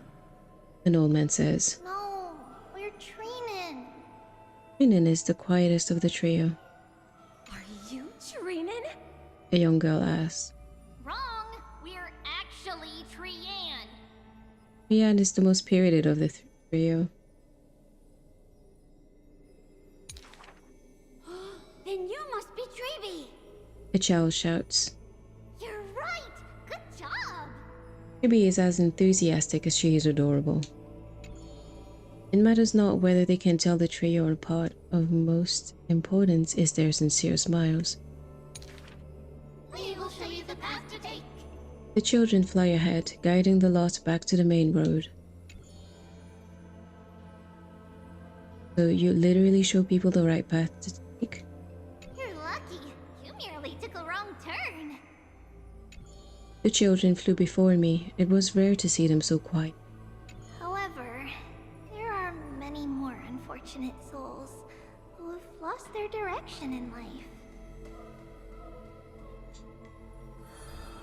So that was Act 1, Act 2. There was once a dying soldier on the battlefield who wished to bid farewell to his lover in a distant city, far away. The child leaned over the soldier and said nary a word as she listened to his final words of comfort. As for the other two children, they were in the city, beside a bed upon which a woman was lying in eternal rest, wailing uncontrollably. Not only do the three children share each other's senses, their souls are also interconnected. When one is filled with grief, the other two will burst into tears as well. Perhaps we should tell you some happy tales instead. The child wipes away her tears of reminiscence. Our greatest talent is performing Amphorius' nursery rhymes. But those nursery rhymes have been told over and over, that any literate child could recite them by heart. How rude! The child gently flicks my forehead. You should be reflecting on the nursery rhyme author's heartfelt intentions instead. In this lush land by God's chosen, giants raise their glasses in a toast. People commonly see the children riding on enormous flaming rockets, looking like shooting stars blazing through the holy city.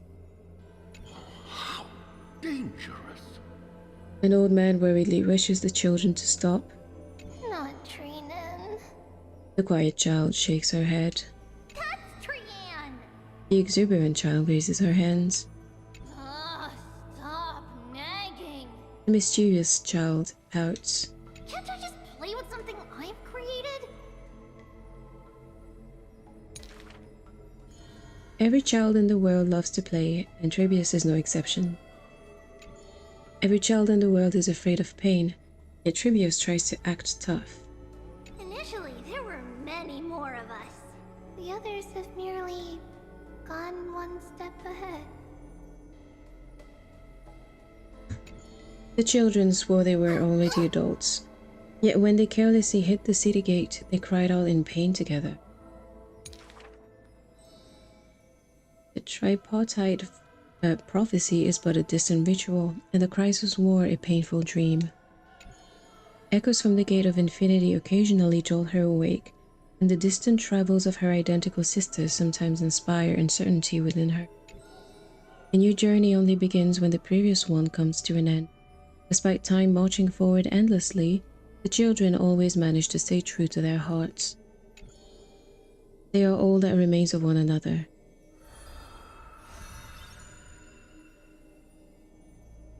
Okay, this is getting a wee bit tiring, but at the same time I want to be done with it.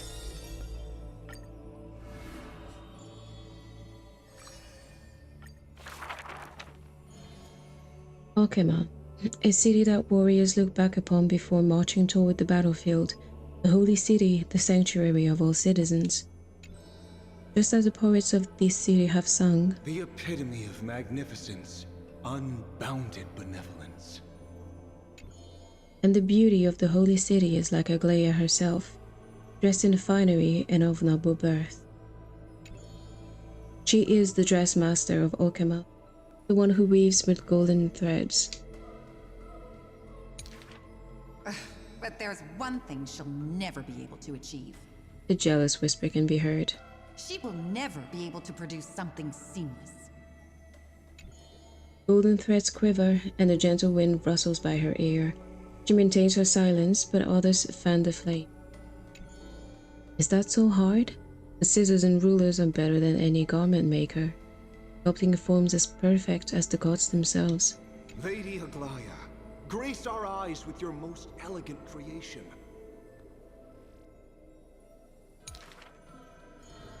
No. Ingratiating words do not sit well with me, nor do duplicitous machinations. Her gaze flits across the store, equally regarding every member of the public. I used to wonder, how exactly do her eyes perceive if something is beautiful? As with the holy city that's perpetually bathed in light, how do people tell apart cozy mornings and frosty nights? For the weaver, the answer lies in her golden threads. Golden threads of the goddess of romance now serve as her hands and eyes. The colors of the world, intertwined with the undertone of human arts, come floating toward. These golden threads are no less prideful than the master they now belong to. As long as the thread has form, it is enough to craft seamless finery. Be it stitched finely and tightly or cut cleanly with a single stroke. Hardly a challenge. None of these pose a challenge. The rhyme rolls off like seams, like a soft sigh from lips. It's not a rhyme, it's just a repetition of the same word. The one who weaves gold gazes past me, fixed on something much farther, a network of threads that entwine all between the heaven and earth. The only challenge that she relentlessly dedicates herself to is weaving the fate of Okema into a flawless, seamless outcome. Alright, one last chapter and we're done. A long line stretched across the square. Merchants, shopkeepers, and even high society elite, whatever, all lined up together without distinction. At the head of the line was the path to Aglaia's abode. Is the Holy City's fashion trendsetter going to reveal her newest masterpiece? She's about to get rid of her failed pieces! Now I see why the Holy City is free of worries. Even as the inn nears, they're still obsessed with lavish clothing. New to Okema, a visitor from elsewhere ends up utterly bewildered at the sight. It is said that a family of priests who worship Mnesia go way back with the weaver. But her impeccable gift for weaving isn't meant to serve anyone's pursuit for pleasure. What was once a sacred duty was misunderstood by the beauty-obsessed, who mistook fallen shreds for priceless treasures. Are flawed creations really still worth the people's adoration? The weaver shakes her head. She seems to have forgotten something. It is precisely the flawed hero who walks ahead of the crowd, who casts a long shadow over the world, and who strides toward everlasting daylight. There are nevertheless people from the weaver whom the weaver is willing to sue and tailor for. The conditions are beauty sharp as a blade and the pursuit of beauty. Me! I want to be showered with a thunderous ovation and lots of flowers. A melodramatic poet speaks out. I want to stir her emotions. The voice of a blushing young boy. Do I fit the bill? My sister and I are refugees from the Abyss. I want to get a pair of shoes for her. A seated child speaks up. Next to him is a barefooted girl, staying silent with her head kept low. Unfortunately, gold threads are willful. They are never swayed by sympathy or pity. A tense and worried look surfaces on the young child's countenance. The specks of dirt on his face brought back memories of a past encounter. Go. The weaver begins. Go to the 3 children in the city. As messengers of Yanis, they will bring him the shoes. Oh, yeah, I should have probably read them in order.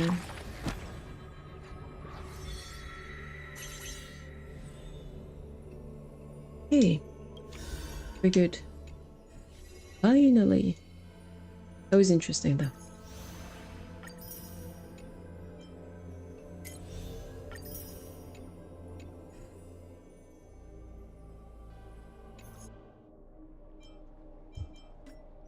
Done.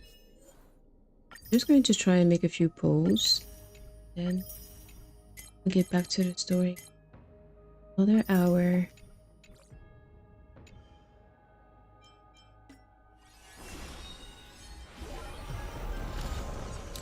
You know, there's so many events I haven't played because I'm not too fond of the no, that's of the events in this game. I don't know why they bore me a little bit. The only events I like in Hoyo games are in Zelda Zone Zero.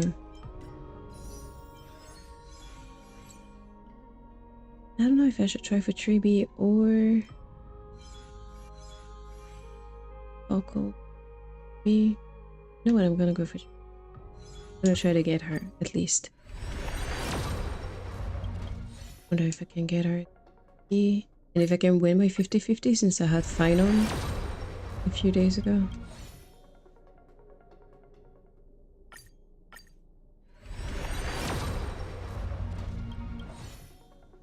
Yeah, it's probably not going to happen, but it's better. Let's go back to the story. Strife, dispel the accompanying fears. Await Phynon at the vortex of Genesis. My pronunciation is all over the place.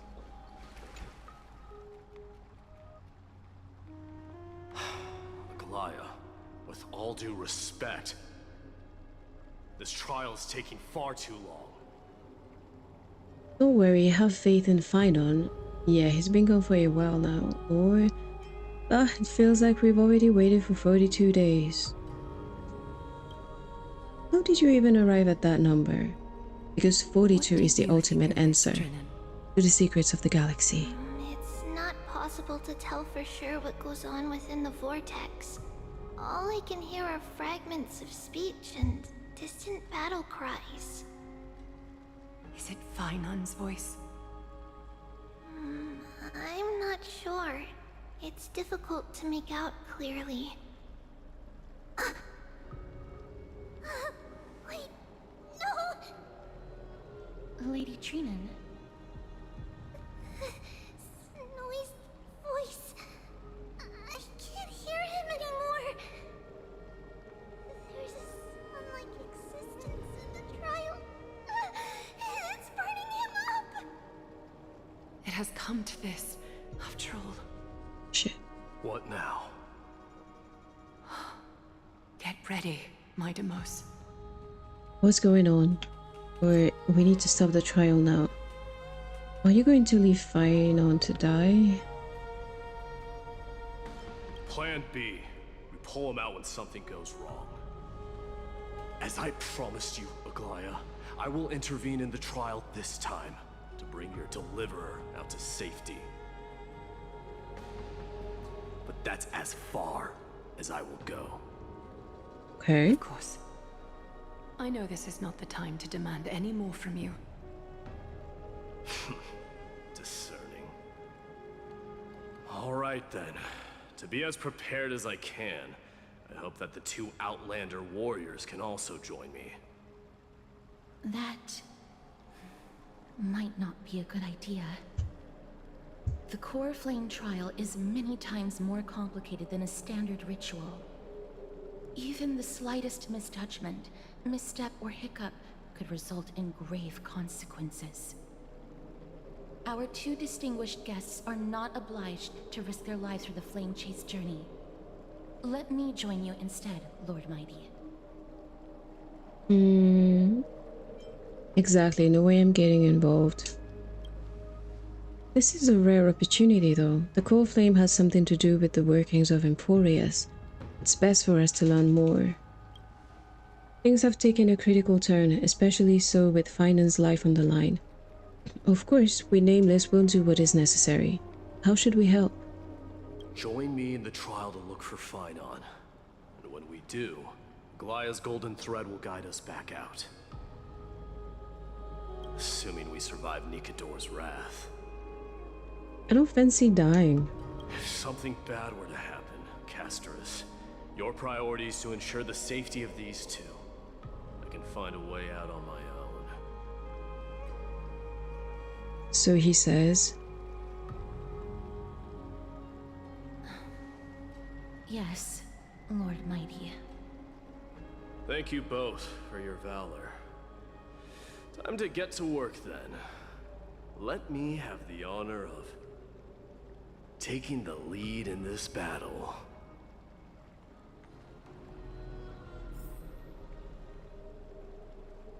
May that warrior be safe from harm. When you are ready, I will preside over the ritual on Trinon's behalf. Let's go.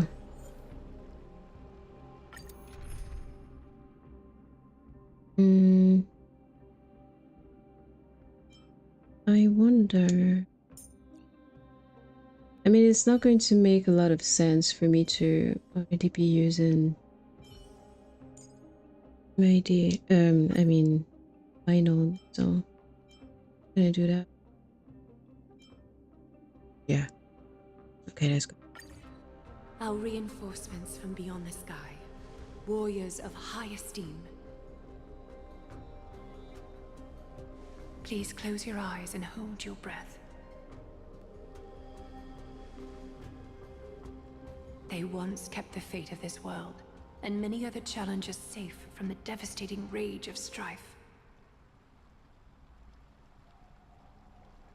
They now seek to venture deep into the trial of divinity, and prove their will to destroy our enemies, as foretold by the prophecy.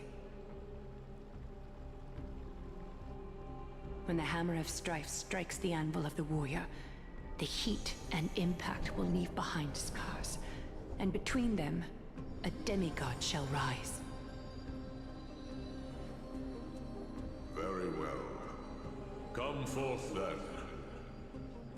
Wait, am I allowed to open my eyes now? Souls foreign to this realm, and warriors in the making. Follow me into the mist and flames, and come face to face with the greatest fear in the depths of a warrior's heart.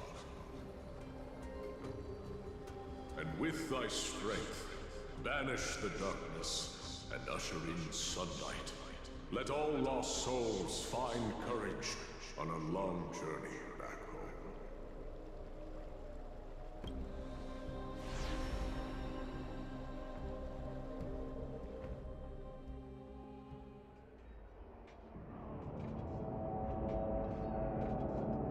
What? What's the matter? Surprised? Where there's strife, there's carnage. It shouldn't come as a surprise to see such a sight in Nikador's trial. Where's that hall? I don't see him around here. We should go first. Let's pray he stays safe. Huh. The greatest fear in the depths of a warrior's heart, huh? So, this... You won't get away, criminal vermin! Be on alert. The smell of rust is thick in the air.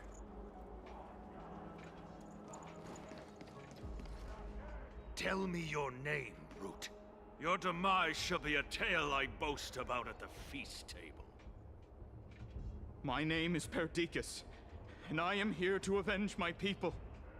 Kremnoans and Akamans are at war? Perdiccas? Even the tragic cries of beasts at the slaughterhouse sound better than your name. Say whatever you like, despicable Akaman. Valorous death before glorious return. May the Kremnoan spirit always watch over me. Foolish brute. I see you're eager to die. Very well then. I shall grant you just that. Intervene and stop the soldier, or watch on and wait for the trial? Wanna watch? Die, you swine! Madamos. My king. Why? Why did you leave us to the mercy of these foreigners? Maybe I should have intervened. Is this?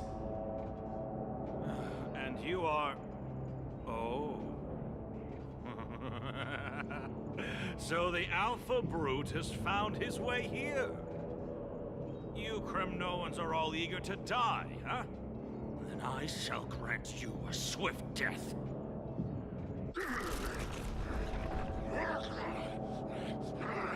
Face your death, cowardly king!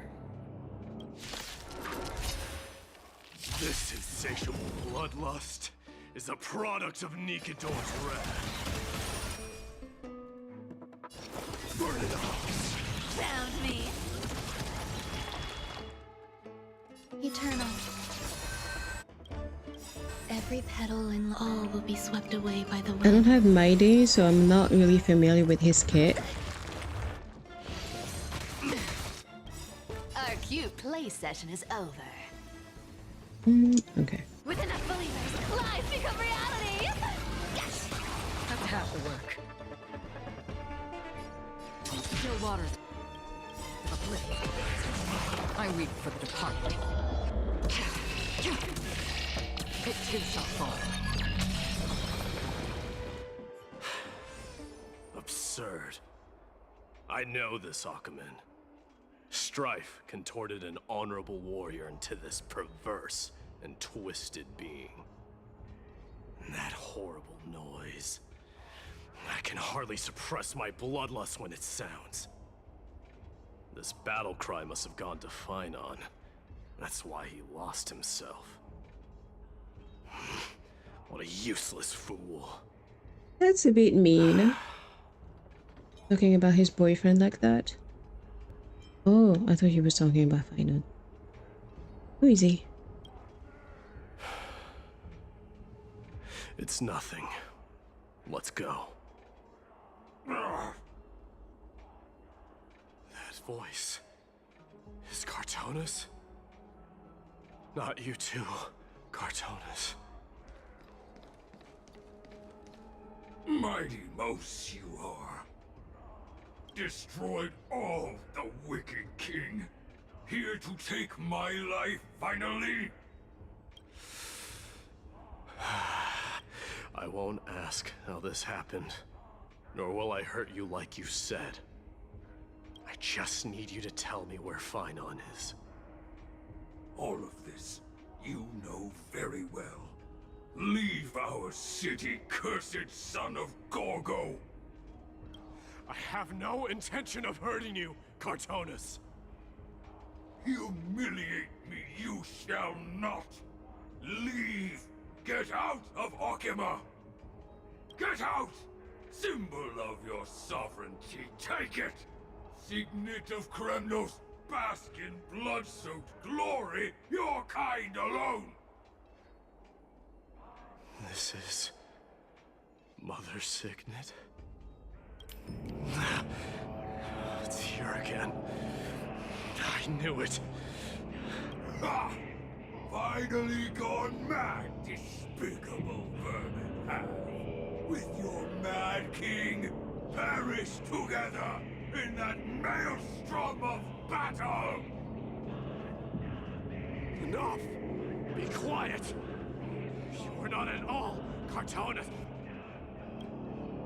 Look out! A long, narrow shadow pierces through the phantom of Cartonus. Nice move.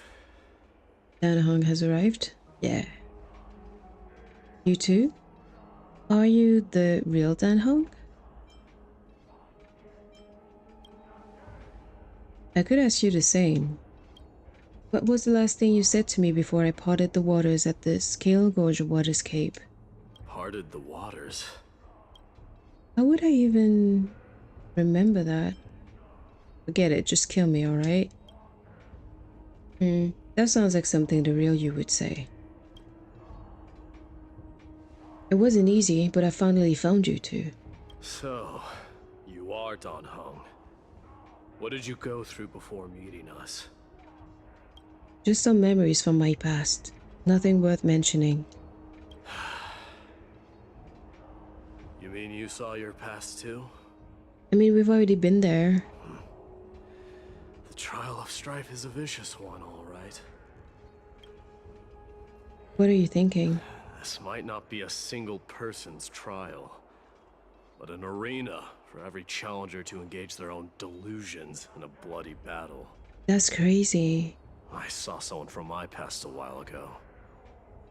Someone Finon has never met. That doesn't exactly sound like a bad thing. At least it means that we'll be able to find Finon here. But also does it mean that we will see something related to the Trailblazers' past?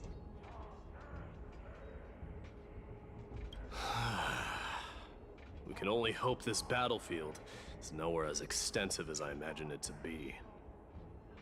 Let's first follow the sounds of battle to their source. The battle cries seem to be getting a lot louder. Someone is manipulating this battlefield. I agree.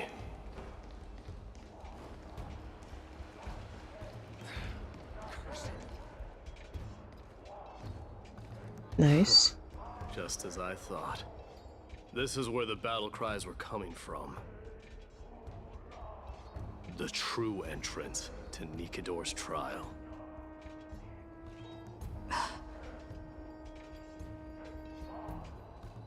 What's wrong with you two? It's Nias, an incarnation of Nikador.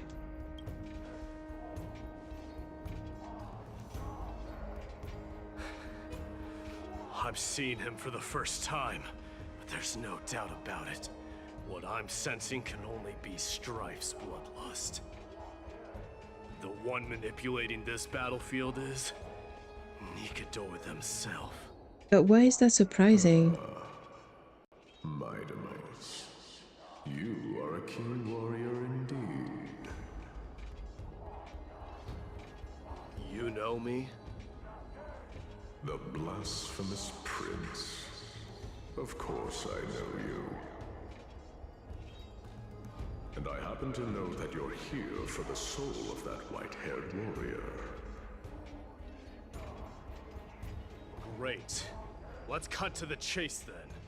Hand over that poor excuse for a sword master, so we can be done with this farce.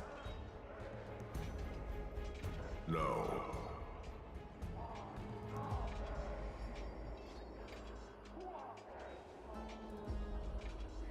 I applaud your courage and strength for coming this far, but you have chosen to besmirch the dignity of one who has fallen, and I cannot turn a blind eye to that. This is gonna be one fierce battle we won't be able to get out of. Or would you go easy on us? We traveled together before, remember? Nah, let's go with the first one.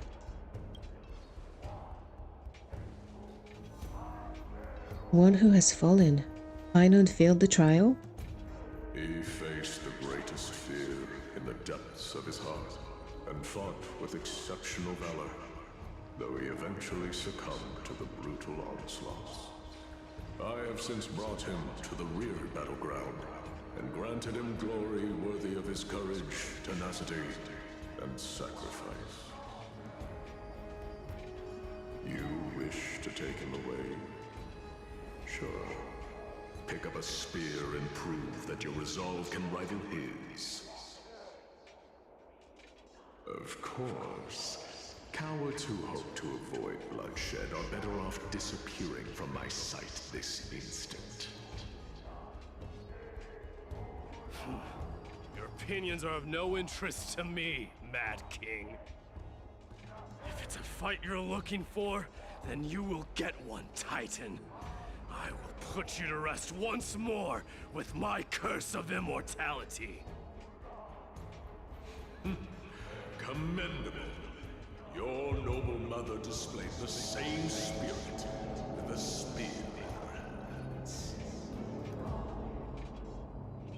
Don't you dare speak of her. Why not? She challenged the former Kremnos king to a duel, even knowing that it was a deadly trap, all to protect your dignity. Are you suggesting her efforts were for naught? Her death was caused by you, the incarnation of strife. How dare you talk about her past? Enough of this nonsense. You should be wielding your weapon at the god of strife. Battle me and put a swift end to this!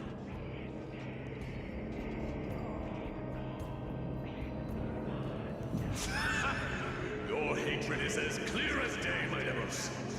My words must have struck you deeply. But thanks to that, I have also come to realize.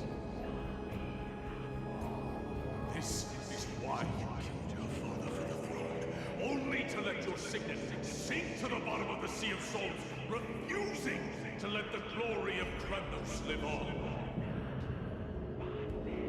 This is why you slew the Strife Titan, only to reject the core flame, letting strife continue instead.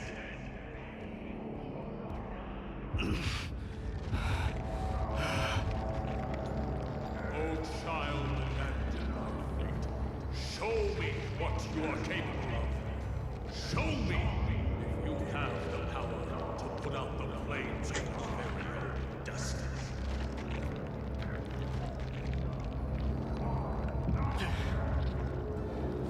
I will rip your chest apart, Titan. In the same way I ripped apart that former king. I see you wish to repeat this. Come at me then. Ignite the flames of your fears and step onto the battlefield. Take this fierce battle to the boundaries of strife and consume me.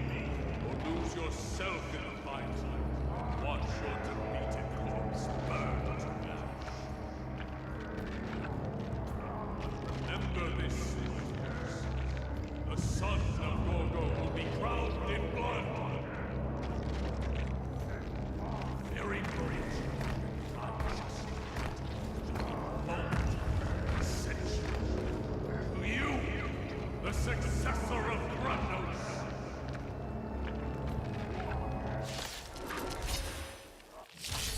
White Warrior knew he was no match, yet he chose to fight till his very last breath.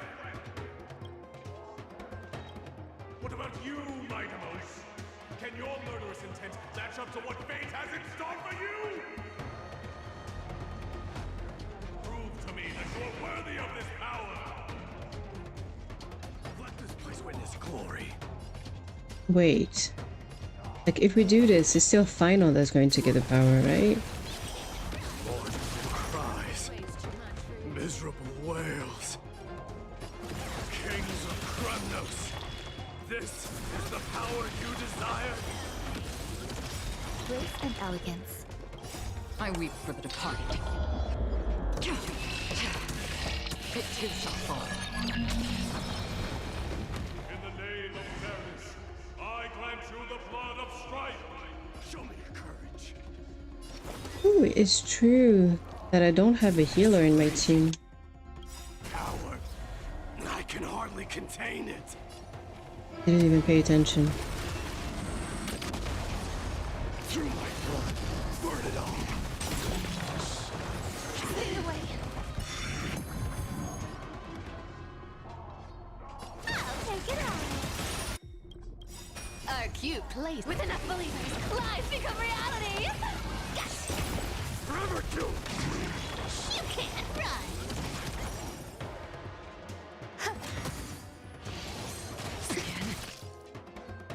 Still waters of oblivion. Don't fight, so I can leave. I'll move and Oh shit. stay with you a little longer. Oh fuck. Burn it all. Found me. Dying soul. I'll accept your punishment. In fear you shall abandon your mortal body, King of Kremnos. How noisy. Oh, now that sucks.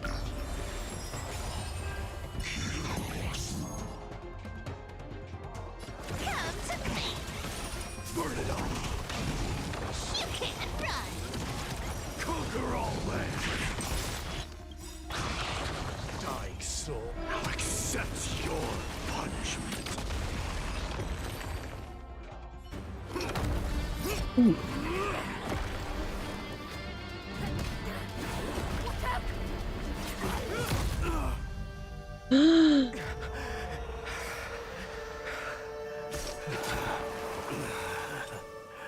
Found you. Okay, that was hot. Sometime later.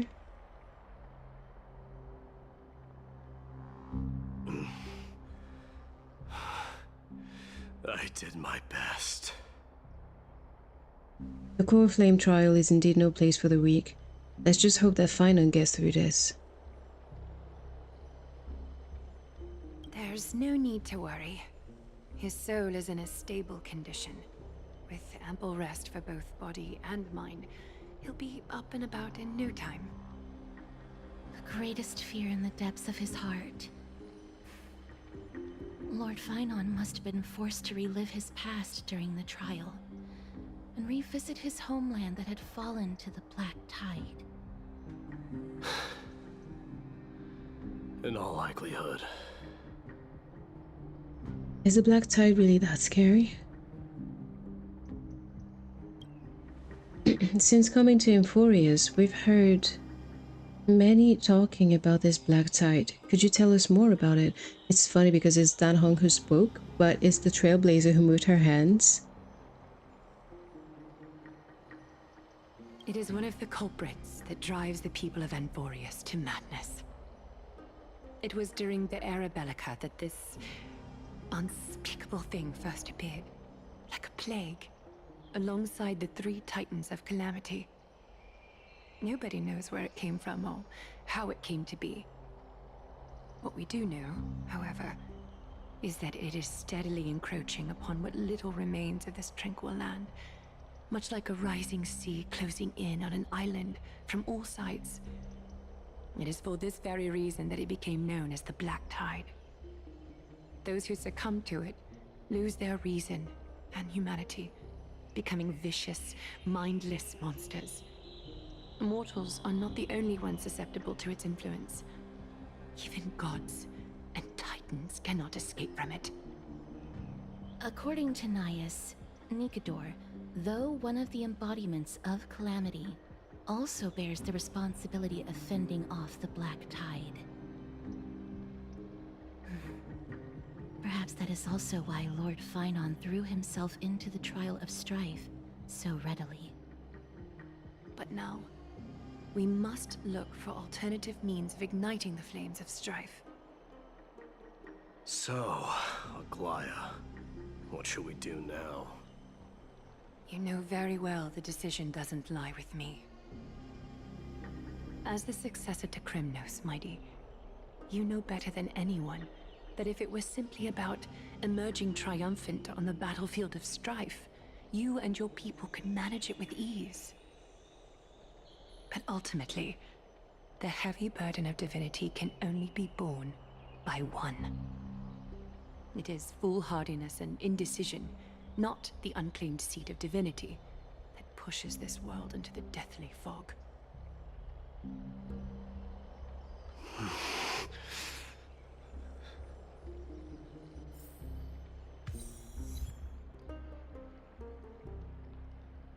Okay. Return to your private bath chamber and discuss the present circumstances with Dan Hall.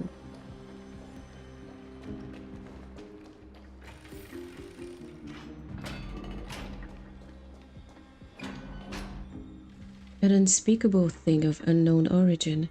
What comes to your mind when we put these keywords together? The Stellaron. That's right. If you think about the various characteristics of Amphorius, an isolated world of eternal night being eroded by an unknown power, we cannot discount this possibility. This has been bothering me for a while now. Everything we have seen thus far suggests that Amphorius wasn't always isolated from the rest of the universe. Sorry, I had to sneeze. Be it the birth of the Titans or the encroaching Black Tide, none of these can be explained as a natural progression of a civilization. I agree. There must be other reasons for its current state of isolation. It's just, if the cancer of all worlds is truly the culprit, then we should have observed certain phenomena, explicit or otherwise, by now, but that isn't the case. Voice of the Stellaron, the Antimatter Legion, the Stellaron. That's what I was thinking too. From a past experience, the destruction has always been involved in some way when it comes to a world corrupted by a Stellaron. There are several other unanswered questions too. My gut feeling is that there are things here are not as simple as they seem.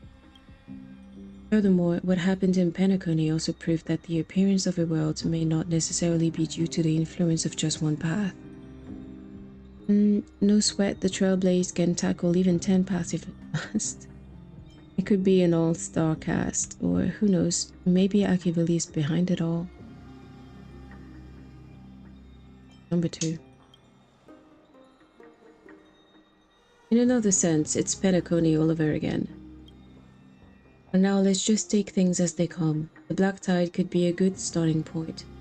Since Nikador has fallen, those who were suppressed by them will no doubt begin to counterattack now. It seems our trailblazing expedition is growing in significance.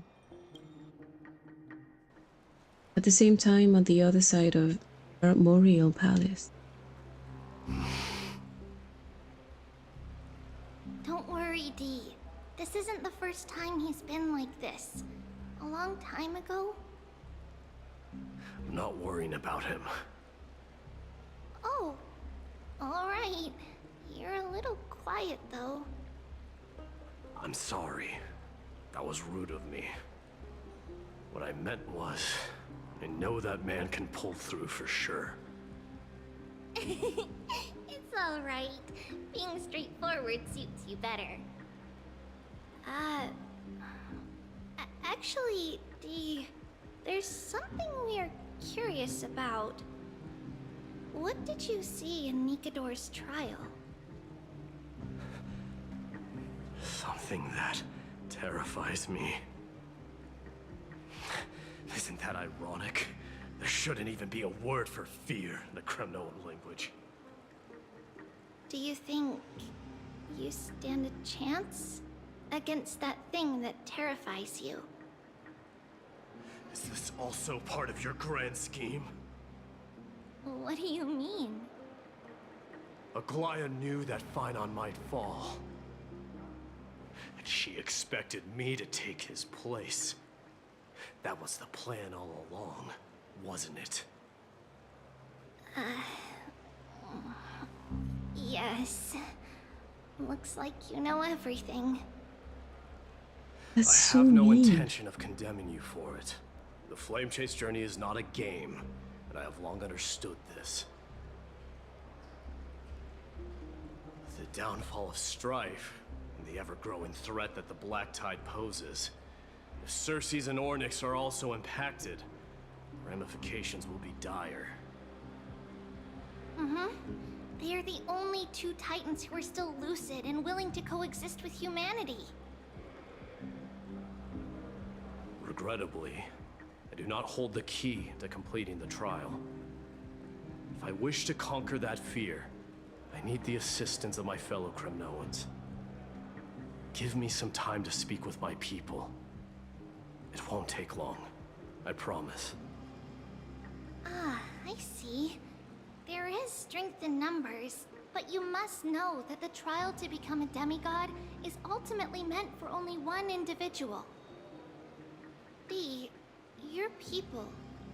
They have been eagerly awaiting a new king all this time, haven't they? If you take on the divine role, they will have no reservations about following your lead. After all, you're the hero of Castrum Kremnos. I once was. Lady Trebios. Therein lies my deepest fear. Oh. We'll talk again later. I'll be back. D? Hmm? Regardless of what happens, we will always be there for you. Thank you. The person I'm looking for is probably in the hot bath. I should go take a look. Billowing steam always brings back memories of the furnaces in our homeland. I will walk to the end with all your wills, no matter the cost. This is crazy. All these implications. But I need to go for now. Let's go back to the chat room.